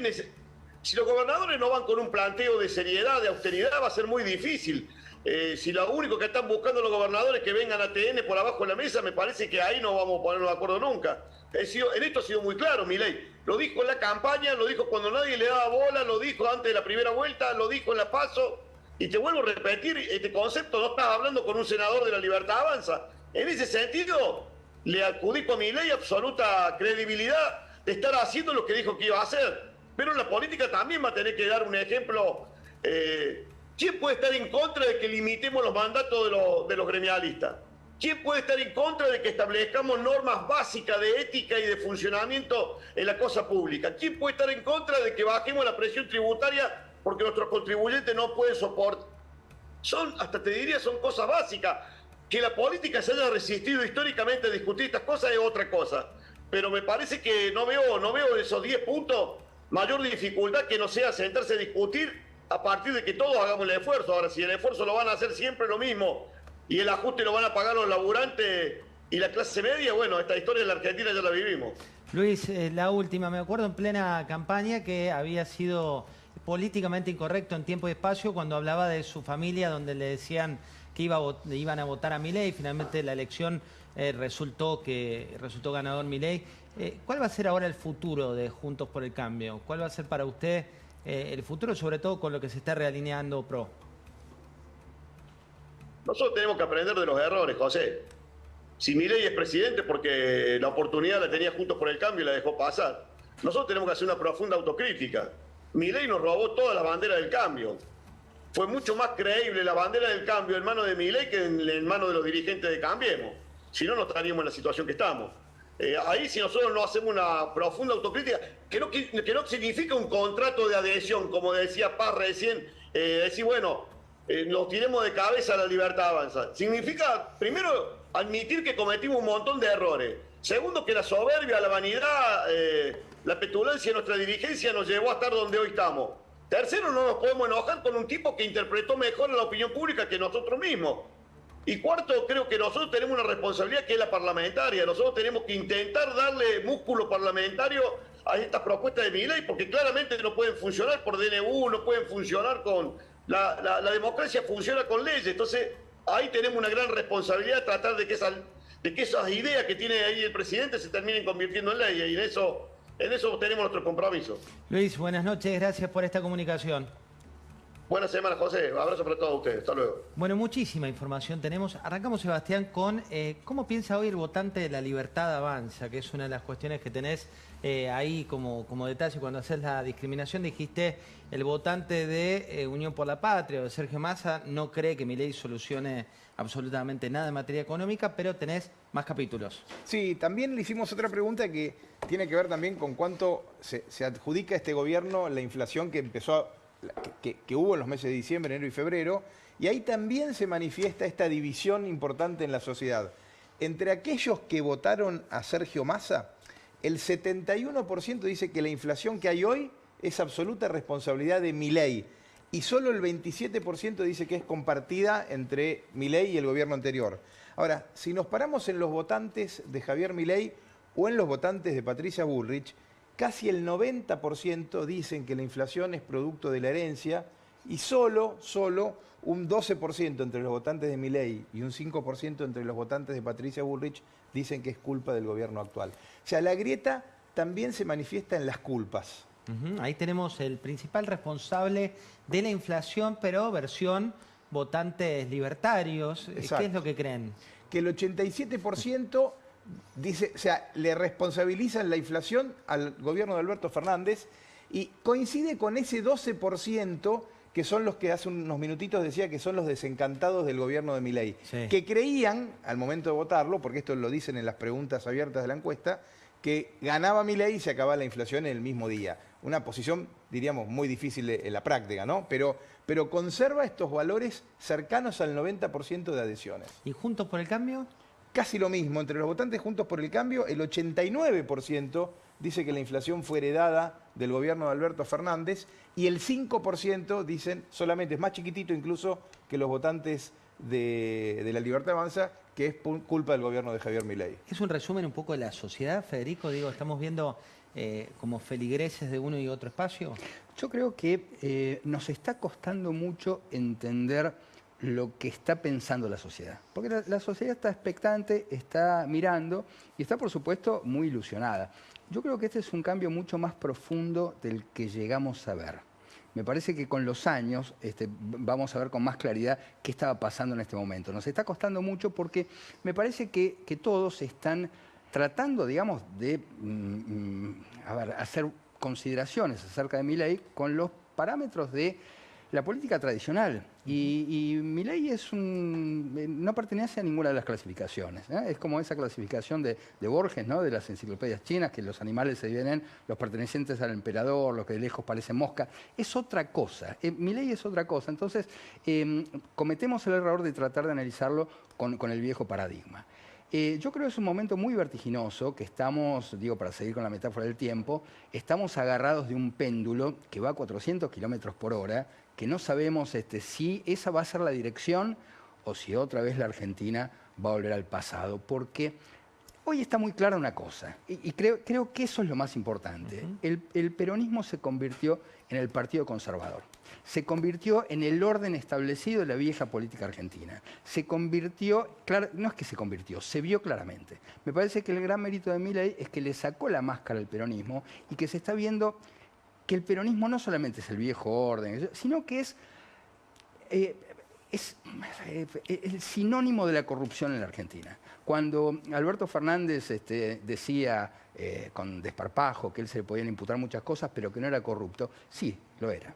Sí lo era, y lo que estamos viendo con el tema de los seguros, esa afán de los seguros, es tan rústico y de una estupidez tan grande, dejó los dedos pegados por todos lados. O sea, lo que se está viendo es esto, ¿no? Este carácter patético que tiene el peronismo, que la sociedad creo que ya lo dejó atrás, y esto es lo que me parece que más nos cuesta entender, ¿no? Es decir, me parece que está muy claro a dónde no quiere volver la sociedad. Ahora, muy bien, no sé si sabemos a dónde vamos. Bueno, ahí tengo un tema, Paz, que es, arranquemos por el final de la historia, que es esto que vos decías, hoy están todos libres. Pero contanos un poco, antes de pasar a tu investigación que tiene 2 capítulos, contanos un poco el contexto y lo nuevo que hay. Mira, la historia es, como contábamos recién, ya a esta altura creo que todos lo hemos conocido, 2 hombres que estuvieron 53 días presos en una cárcel de Jujuy, acusados de muy graves delitos de lesiones psicológicas a la mujer del exgobernador Gerardo Morales. Recordemos que Gerardo Morales fue presidente del radicalismo y fue gobernador hasta diciembre del año pasado, durante 8 años en Jujuy. Es sin duda el hombre fuerte de la provincia, el gobernador actual, es un delfín de él. Fue candidato, ¿no?, también a vicepresidente. Fue candidato a vicepresidente, perdieron en la interna porque era el candidato a vicepresidente de Larreta, perdieron en la interna de Juntos por el Cambio. Contra Patricia Bullrich. Bueno, ¿qué es lo que ha pasado? Hay entonces 2 personas acusadas de lesiones y de un delito que es la supresión del estado civil de una persona, de la identidad de una persona, identidad civil, contra la hija de Gerardo Morales. ¿Por qué? En definitiva, ¿de qué hablamos en concreto? Porque hubo 2 personas que postearon en sus redes rumores vinculados a una supuesta infidelidad de la mujer de Gerardo Morales.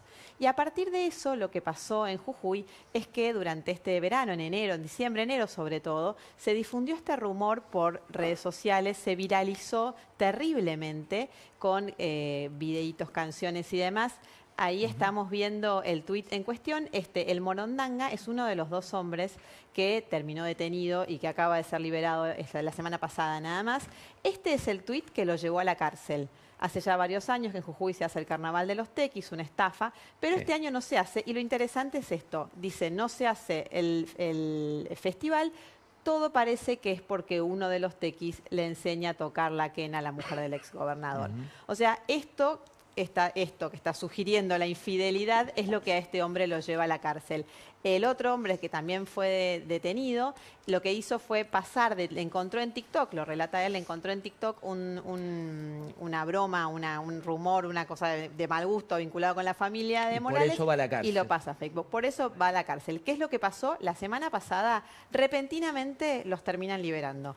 después de que el caso toma un estado nacional y además ya incluso dentro del radicalismo, donde no han dicho una palabra casi ningún dirigente públicamente, sí había un fuerte malestar. La situación se volvió bastante difícil de explicar. Había además una mujer que estaba prófuga en Uruguay con una orden de captura porque dentro de un grupo de WhatsApp, cuando le analizan a uno de esos hombres detenidos el teléfono, encuentran que dentro del grupo de WhatsApp la mujer había contado este chisme y después lo había difundido entre sus grupos y demás dentro de WhatsApp.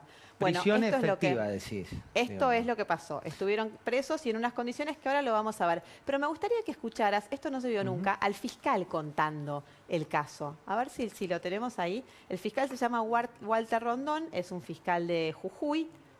Ay, mira, ahora lo vamos a ver. A ver, escuchalo a él viendo cómo lo cuenta. Esto que vamos a ver es de la audiencia del 5 de enero. Acababan de ser detenidos los dos hombres el 4 de enero. Se pudo determinar que el perfil Morondanga pertenece al encartado Morandini. Y ahí nace, ese 26 de diciembre, todo lo que se empieza a viralizar en otros portales más y se comienza a no solo a viralizar, sino a postear y a mostrar la foto de la menor sin tapar su rostro, con expresiones y dichos injuriosos hacia la persona de su madre, hacia la persona del padre y poniendo en duda la paternidad y habiendo hasta incluso haber en algunos posteos aseverado de que el ADN negativo de la menor había sido solicitado por quien entonces se desempeñara como ex gobernador de la provincia, el señor Gerardo Rubén Morales, y que dio negativo y que era hijo de una tercera persona involucrada de un conocido conjunto folclórico que es de público notorio porque está en todas las redes. Bueno, iniciadas las investigaciones, se procede y se determina que tanto el señor Morandini inicia este posteo, se repica en Jujuy y luego Villegas también toma participación repicando y se generaliza, es decir, para que seamos concretos en esto, es como una especie de que se pone el virus en la red y de ahí empezó a diseminarse en forma indiscriminada con posteos de todo tipo y repicando la imagen constantemente de la menor sin tapar el rostro. Paz, este material inédito que tiene que ver con el fiscal, ¿no? Y acá sí le pone contexto a lo que vos planteabas. Claro, acá él está explicando, esta es la primera audiencia, acaban de ser detenidos los hombres y cuentan por qué los detienen y dicen esto, ¿no? A partir de ese tuit que veíamos y de un posteo en Facebook de Villegas, lo que dice es, bueno, ahí se empezó a diseminar. Después lo que explica Gerardo Morales es que su argumento es que esto fue una maniobra orquestada, que no fue de casualidad. Ahora, hay algún punto, sobre todo con Villegas, que es muy difícil de sostener. Villegas y Morandini no se conocían esos dos hombres, el que postea en Facebook y el que postea en Twitter. Entonces es difícil sostener que existe una maniobra orquestada de los dos lados. Lo que dice Gerardo Morales es que está la Tupac y está Milagro Sala detrás de Morandini. Bueno, ahí el riesgo, ¿no? Y lo planteábamos recién con Jorge Fernández Díaz, es cuando hablamos de estos temas nunca tiene que haber una doble vara, ¿no? Porque estamos hablando de la justicia, en definitiva, y cuando la justicia es usada en principio como un feudo, es riesgoso, ¿no? Claro, acá nosotros estamos hablando de Gerardo Morales, pero lo cierto es que hay jueces y fiscales que han seguido esta causa y que, bueno, que como te decía, hoy están liberados. Pero si querés lo seguimos escuchando al fiscal un poquito más. Dale, vamos. Hace ya varios años que en Jujuy se hace el carnaval de los tequis, una estafa en la que caen los turistas. Pero este año no se hace y todo porque parece que uno de los tequis le enseña a tocar la quena a la mujer del ex gobernador. Imposible aburrirse en Jujuy. Ese es el posteo. Arriba dirán el Morondanga. Ese es Morandini. El honor de una mujer, la honra de una mujer, el honor y la virginidad existencial, permítame la expresión, de un menor de 2 años, ¿con qué lo van a reparar? Pidiendo disculpas, será una querella. Acá se tipificó la conducta. Esa reparación no es posible, el daño es irreparable. Lo tremendo es que termina hablando el país de este tema, ¿no? Digo, Paz, por las decisiones que se tomaron, pero vos fuiste al lugar. Ahí lo que dice Gerardo Morales es que él quiere esto, ¿no? Que él está dispuesto a afrontar esta condición y que él quiere que el caso llegue a la Corte Suprema para que se convierta en un leading case. Vos fuiste a Jujuy, hablaste con los principales protagonistas, tenemos para compartir con ustedes la primera parte del informe de Paz Rodríguez Niel. Mirá. Tengo miedo de lo que pueda pasar no solamente en este momento conmigo, sino también con mi familia. Yo únicamente tuve una conversación por WhatsApp. Yo no la hice, yo la compartí. La compartí porque me pareció algo chistoso, algo que ya estaba circulando en las redes y que ya sonaba a burla. ¿Y sabe qué es lo que me jode? Que le jodieron la vida a mi hija y le jodieron la vida a mi mujer. Esto es lo que a mí me jode. Se presenta una persona, una mujer joven, en mi domicilio y le pide a mi pareja que estaba acá, yo estaba en el fondo trabajando, si podía cargar su celular y mi pareja accede y le invita a pasar. Ya ella estaba, la chica en la casa, le invita a enchufar su teléfono y cuando enchufa su teléfono le dice que tenía una citación para mí. Y era personal de la policía. Me cruza una camioneta blanca, sin patente, sin identificación. Se bajan dos personal masculino, los cuales me dicen que tenían una orden de aprehensión en mi nombre. Y se presenta inmediatamente un vehículo sin patente, un Peugeot blanco, que me dice si iba a necesitar que ellos me trasladen o si me iba a trasladar por mis propios medios, a lo cual yo accedí. Me preguntan mi nombre, les digo mi nombre y me dicen, sí, vos sois y te tenemos que llevar detenido. Y me muestra solamente una chapa, así, me dice, somos policía, y le digo, bueno, ¿y la detención? Dice, o subís o te subimos. Me recibe el servicio penitenciario, me hacen sus controles, entre comillas, de rutina, que consistían en desnudarme, en filmarme y en tomarme los datos. Paso 3 noches en la celda 40. En esa celda estaba sin zapatillas, estaba sin ropa interior, sin mi lente, lo único elemento que tenía y disponía era mi remera y mi pantalón. Estaba toda orinada, tenía materia fecal de varios días, hasta chinche tenía el colchón y nos sacaron toda la ropa porque estábamos solamente con un pantalón corto.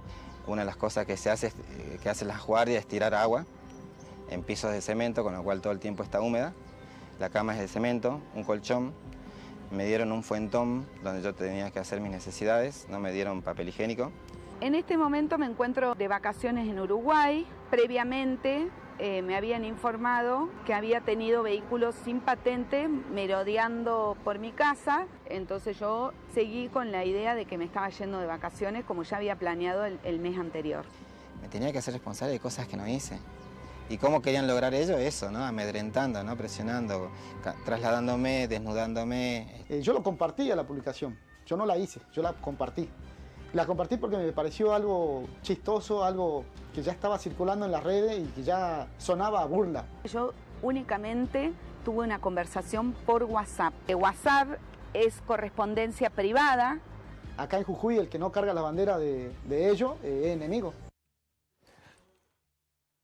Tremendo esto. Sí, hay unas denuncias graves vinculadas con el trato en la cárcel de los primeros 3 días, dicen ellos, porque ni bien los trasladan a la cárcel, entran en un sector que es de admisión y ahí están en celdas individuales y después pasan al pabellón general. Esos primeros días en las celdas individuales, que es de un viernes a un lunes por la mañana, ellos cuentan estos tratos degradantes, que los hacían desnudarse, que los filmaban. Bueno, lo escuchábamos recién. Aparte estamos hablando de Jujuy, digo, no es que estamos hablando de...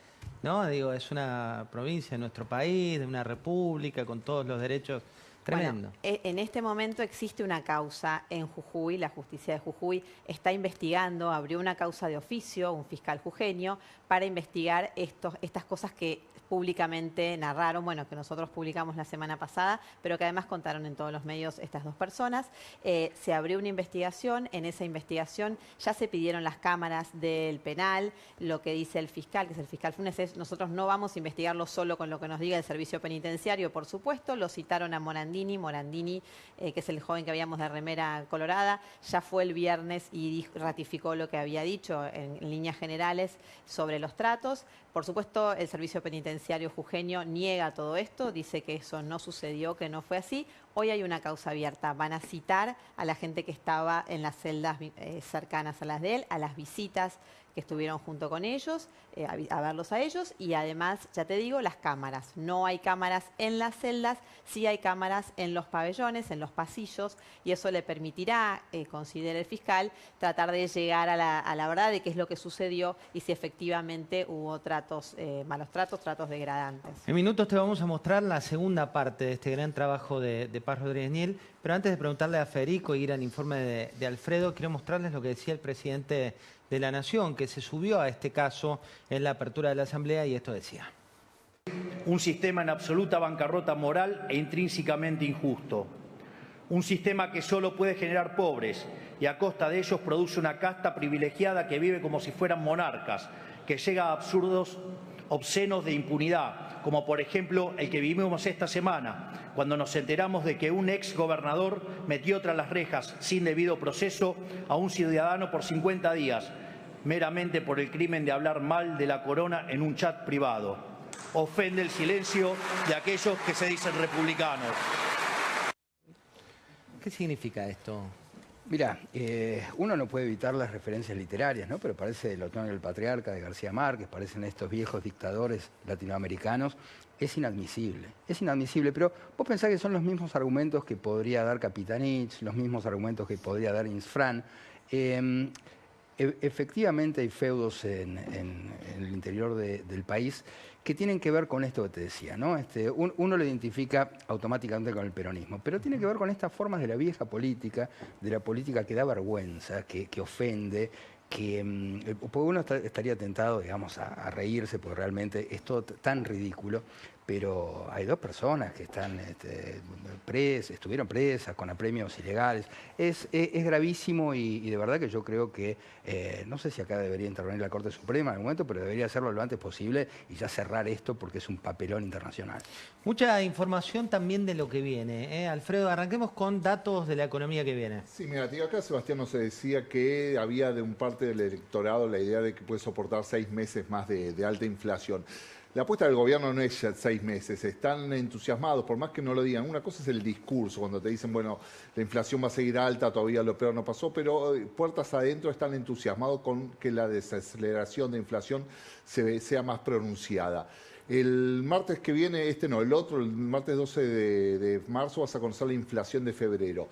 Acá, ¿te acordás? Hace unas semanas lo dijo el ministro Caputo, dijo que el número de febrero les esperaban que estuviera más cerca de 10 que de 20, digamos. Hablan de 14, 15, sí, ¿no? Exacto, menos de 15.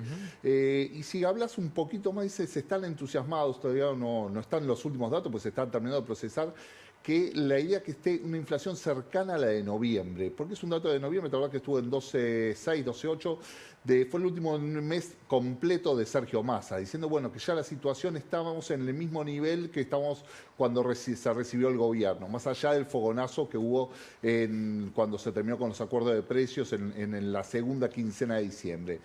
Esta es la parte positiva. La señal de alarma, digamos, lo que los datos de Sebastián decía, bueno, hasta qué grado va a haber de tolerancia.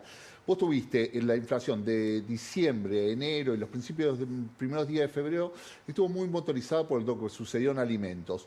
Esto es un impacto que todos consumimos alimentos, pero impacta más en los hogares de menores ingresos, que son los que destinan la mayor parte de su presupuesto a la compra de los productos de la canasta básica. Ahí, Alfred, 2/3 de lo que la población de menores ingresos destina básicamente a alimentos. Y te pego un minuto con el dato que tiene en este caso Ceci, que tiene que ver con alimentos, justamente. Exactamente. ¿Qué es lo que va a José. pasar? Esta semana se abren 2 licitaciones, lo decidió la ministra de Capital Humano, Sandra Petovelo.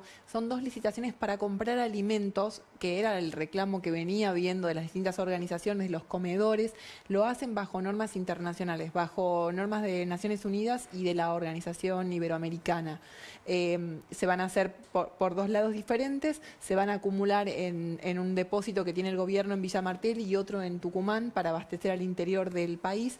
Y esto es, bueno, en respuesta a lo que venía sucediendo. No obstante, las organizaciones el martes, la mayoría de ellas, se van a estar juntando para ver cómo siguen de cerca tanto este tema como lo que va a pasar con el potenciar trabajo, que el gobierno ya anunció esta semana que lo va a desarticular y reagrupa a los 1.200.000 más o menos de beneficiarios en 2 planes distintos de acuerdo a la situación de cada uno de ellos. Bueno, ahí ese punto también está vinculado con lo que tiene Sebastián, que es la expectativa de la gente respecto a la inflación, ¿no? Y también, sobre todo, el peso de los alimentos que, como bien decían tanto Alfredo como Cecilia, es clave, sobre todo en determinados segmentos de la población. Sí, hay indicadores que están, como recién describías, que están anunciando una caída, una desaceleración en los precios. Respecto de la opinión pública, el dato que es más relevante es que por primera vez en casi 4 años cae abruptamente el porcentaje de personas que creen que el mes que viene la inflación va a ser más alta. veníamos con un número que siempre estaba oscilando alrededor del 65-68%, y por primera vez en 4 años ese número cae abruptamente y tan solo el 45% de los encuestados creen que el mes que viene la inflación va a ser más alta. Es un número gigante si uno estuviera en una economía estable, pero para los parámetros con los que veníamos en la Argentina es un número muy alentador, que además nuevamente se divide. Si nos paramos entre los votantes de Massa, encontramos que son muy poquitos los que creen que la inflación va a bajar, pero si nos paramos entre los votantes de Javier Milei, el 55% cree que la inflación va a ser más baja, efectivamente. 55%. Te llevamos ahora sí a la segunda parte del informe de Paz Rodríguez Niel, que viajó, te decíamos, a Jujuy, hizo todas las entrevistas que hay que hacer. Mirá. Yo sí digo que acá se ha instalado un falso motivo de la causa, que tiene que ver con la simplificación de que Morandini y Villegas están presos por tuitear. Es una causa que tiene que ver con otros delitos más complejos, que tiene que ver con la organización, la planificación, la divulgación, acciones que han llevado adelante no solo Morandini fundamentalmente, sino un grupo de personas para instalar una falsedad, una infamia diría, para producir delitos. Estos 53 días de prisión, no hubo ingreso en mi trabajo, mis hijos no tienen hoy en día para empezar las clases. Por el momento no siento seguridad jurídica de volver a Jujuy, ya que esta semana mi caso tomó caracteres bastante complicados. Se hicieron acusaciones sobre mi persona, sobre que soy mentirosa y sobre que formo parte de ciertas organizaciones de las cuales yo no participo. Sí, tengo miedo de lo que pueda pasar no solamente en este momento conmigo, sino también con mi familia, con mis amigos. Estoy transitándolo con mucho nerviosismo, con muchos miedos, con ataques de ansiedad, sin poder dormir. He sufrido la pérdida del cabello. No soy el fiscal, tampoco el juez. Yo soy parte y víctima. ¿Estamos? Soy parte y soy víctima. Soy el padre de una niña que no sé qué le voy a contestar de acá a 2 años. ¿Y sabe qué es lo que me jode? Que le jodieron la vida a mi hija y le jodieron la vida a mi mujer. Esto es lo que a mí me jode. Y me jode, ¿sabe qué más también? Que resulta que ahora la víctima es Morandini, que forma parte de una organización que tiene nombre y apellido, es la Tupac. Es insólito, es vergonzoso también, es disciplinador, es aterrador. Y muchos otros calificativos más. Lo que me ha pasado a mí, lo que le ha pasado a Rocky, lo que le puede pasar también hasta la otra persona que está siendo en este momento objeto de persecución por parte de la justicia jujeña. Obviamente que tengo poder político, que no usé en este caso, bajo ningún punto de vista. Rechazo terminantemente y voy a demandar también. Todavía todos los integrantes del grupo, la mujer de Morandini, me falta demandar un par de medios que me han extorsionado el año pasado y que son los que se han ocupado también desde septiembre en difundir infidelidades y cuestiones que lo lograron a fin de año, con una masificación que ha llegado a 12 millones de personas. Por suerte los muchachos veían, escuchaban de qué era el tema y hasta se reían porque decían, ustedes no hicieron nada, ¿cómo puede ser que estén acá? Nosotros por lo menos, así decían los muchachos, nosotros por lo menos nos mandamos la macana y merecemos estar acá, pero ustedes dicen, ¿cómo van a atacar por compartir una cosa que no se entiende?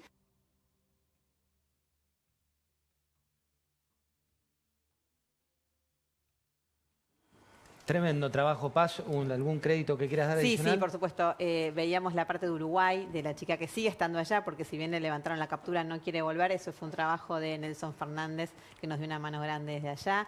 Y Tomás Cuesta fue el que hizo videos junto conmigo en Jujuy. Y además todo el equipo audiovisual de La Nación que lo editó. Una tanda muy cortita, son solo 4 minutos. Al regreso te vamos a contar ni más ni menos qué va a pasar con el dólar y qué es lo que va a pasar mañana en Casa de Gobierno. Breve corte, ya venimos.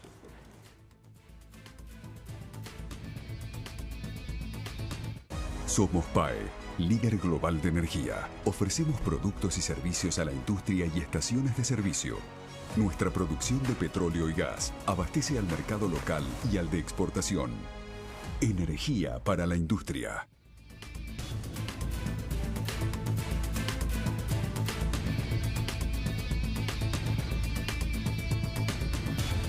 Entra en lanación.com.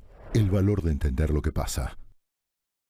When you search the polished showrooms, the markets, the runway shows, you are looking for me. I am what you live for. Beyond luxury and status, far beyond the ordinary. Infused with passion, I am the end of your search. Your drive, your dream.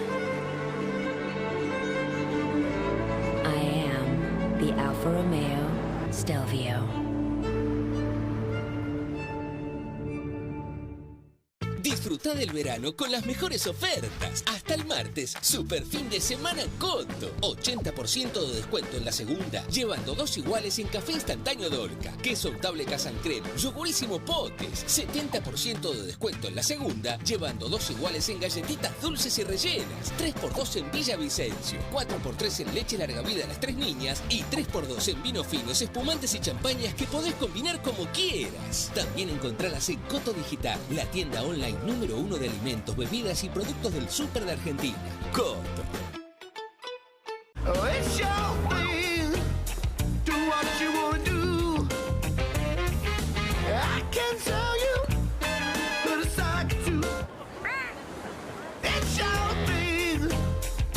Heineken. En las noticias de hoy comienzan las vacaciones. Todos se están escapando de la ciudad.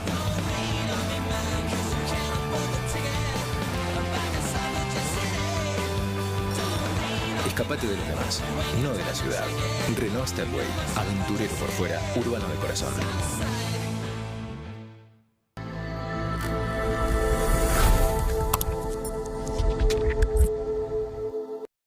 Entra en lanación.com. El valor de entender lo que pasa.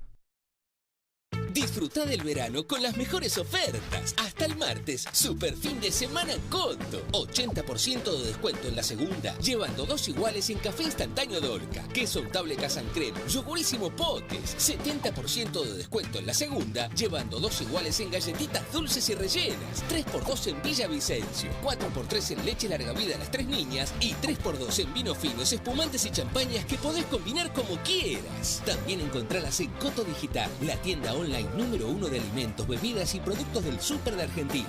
Coto. Desde hace 50 años, en Dermagloss cuidamos tu piel. Por eso te presentamos nuestra nueva línea Dermagloss Corporal. Elegí la que tu piel necesita. Para el cuidado de todos los días, con vitamina A y E. Otra para los que buscan una absorción en menos de 1 minuto.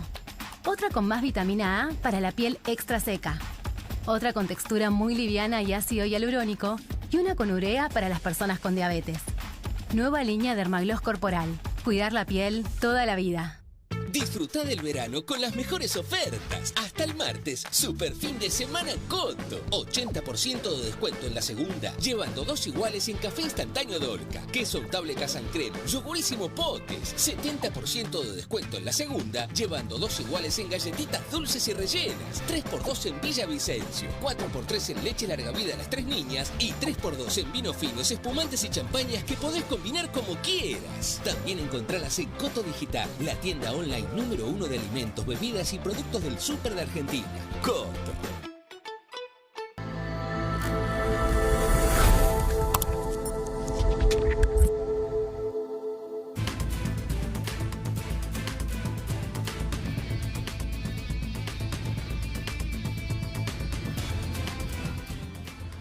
Por suerte los cortes nos cuidan. Veamos la tapa de la Nación de mañana, a ver qué opinan ustedes de este título. Dice, aceleran las gestiones por la ley Ómnibus y convocan, en este caso, a gobernadores por grupos. Pose, Caputo y Franco se reúnen hoy para definir la estrategia, algo, Ceci, que se había planteado en la tarde de hoy, ¿no? A partir de Guillermo Francos. Exactamente, José, mañana va a estar esta reunión entre ellos 3 y a partir de ahí van a surgir las distintas convocatorias, se prevé para que sean a lo largo de esta semana, ¿no? Apuran los cambios en vuelos y en larga distancia. Cada empresa podrá ir a donde quiera sin pedir permiso, dice Diego Cabot.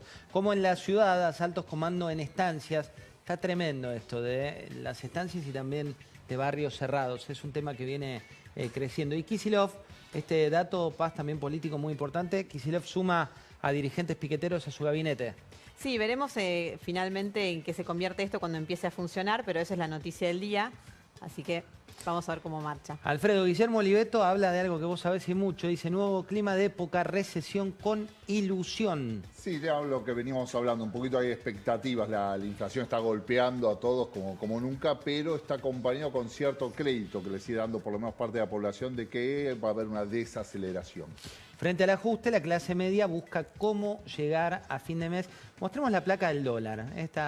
Viste que te preguntás qué pasa con el dólar, por qué sube, por qué baja. Alfredo, en un tuit, ¿por qué baja el dólar? Mira, es lo único que baja es el dólar. ¿Por qué? Digo, hay varias razones. Una está la política contractiva, la política monetaria del gobierno, está secando la secadora, más hubo antes licuadora, también hay secadora. La licuadora, motosierra y secadora, esta es nueva, es una gracia nueva. Es la tercera. Okay. El consumo está golpeado, digamos, no está convalidando. ¿Te acordás? Un overshooting, un salto muy grande de los precios en los primeros días de enero, no lo convalidó, cayó mucho a la venta. Y tercero, es las paritarias retrasadas. La gente no le sobran los pesos de más para ir a refugiarse al dólar. La gran pregunta es si esto se va a poder mantener. Esta semana se espera una semana relativamente tranquila, pero igual, bueno, en Argentina siempre tenés que ver. Ceci, minuto final, la agenda del presidente o lo que viene para mañana. Para mañana esta reunión me parece clave entre Pose, Francos y Caputo, que sería el puntapié inicial para lo que viene en vistas a lo que se va a enviar de nuevo al Congreso de la Nación y en paralelo lo que se empiece a charlar con los gobernadores de cara al pacto. Paz, ¿tu título? Bueno, yo creo que la expectativa, y por esto que hablábamos, ¿no? De qué se trata esta idea de pactar con los gobernadores y cómo van a responder los gobernadores. En primera instancia están diciendo un genérico, está todo bien, vamos para adelante, por lo menos muchos de ellos, pero hay que ver qué pasa con la letra chica, ¿no? de este acuerdo. No solamente cuando llegue el momento del acuerdo, sino porque, por ejemplo, ¿qué significa reforma electoral? ¿Todos estamos de acuerdo? No sé. Y también después, ¿qué va a pasar entre medio? Esto de qué va a pasar con la ley ómnibus, todas las condiciones que ha puesto Milei. El reloj ha marcado la medianoche, nos retiramos. Gracias por haber estado del otro lado. Esto fue Comunidad de Negocios. Hasta el domingo que viene.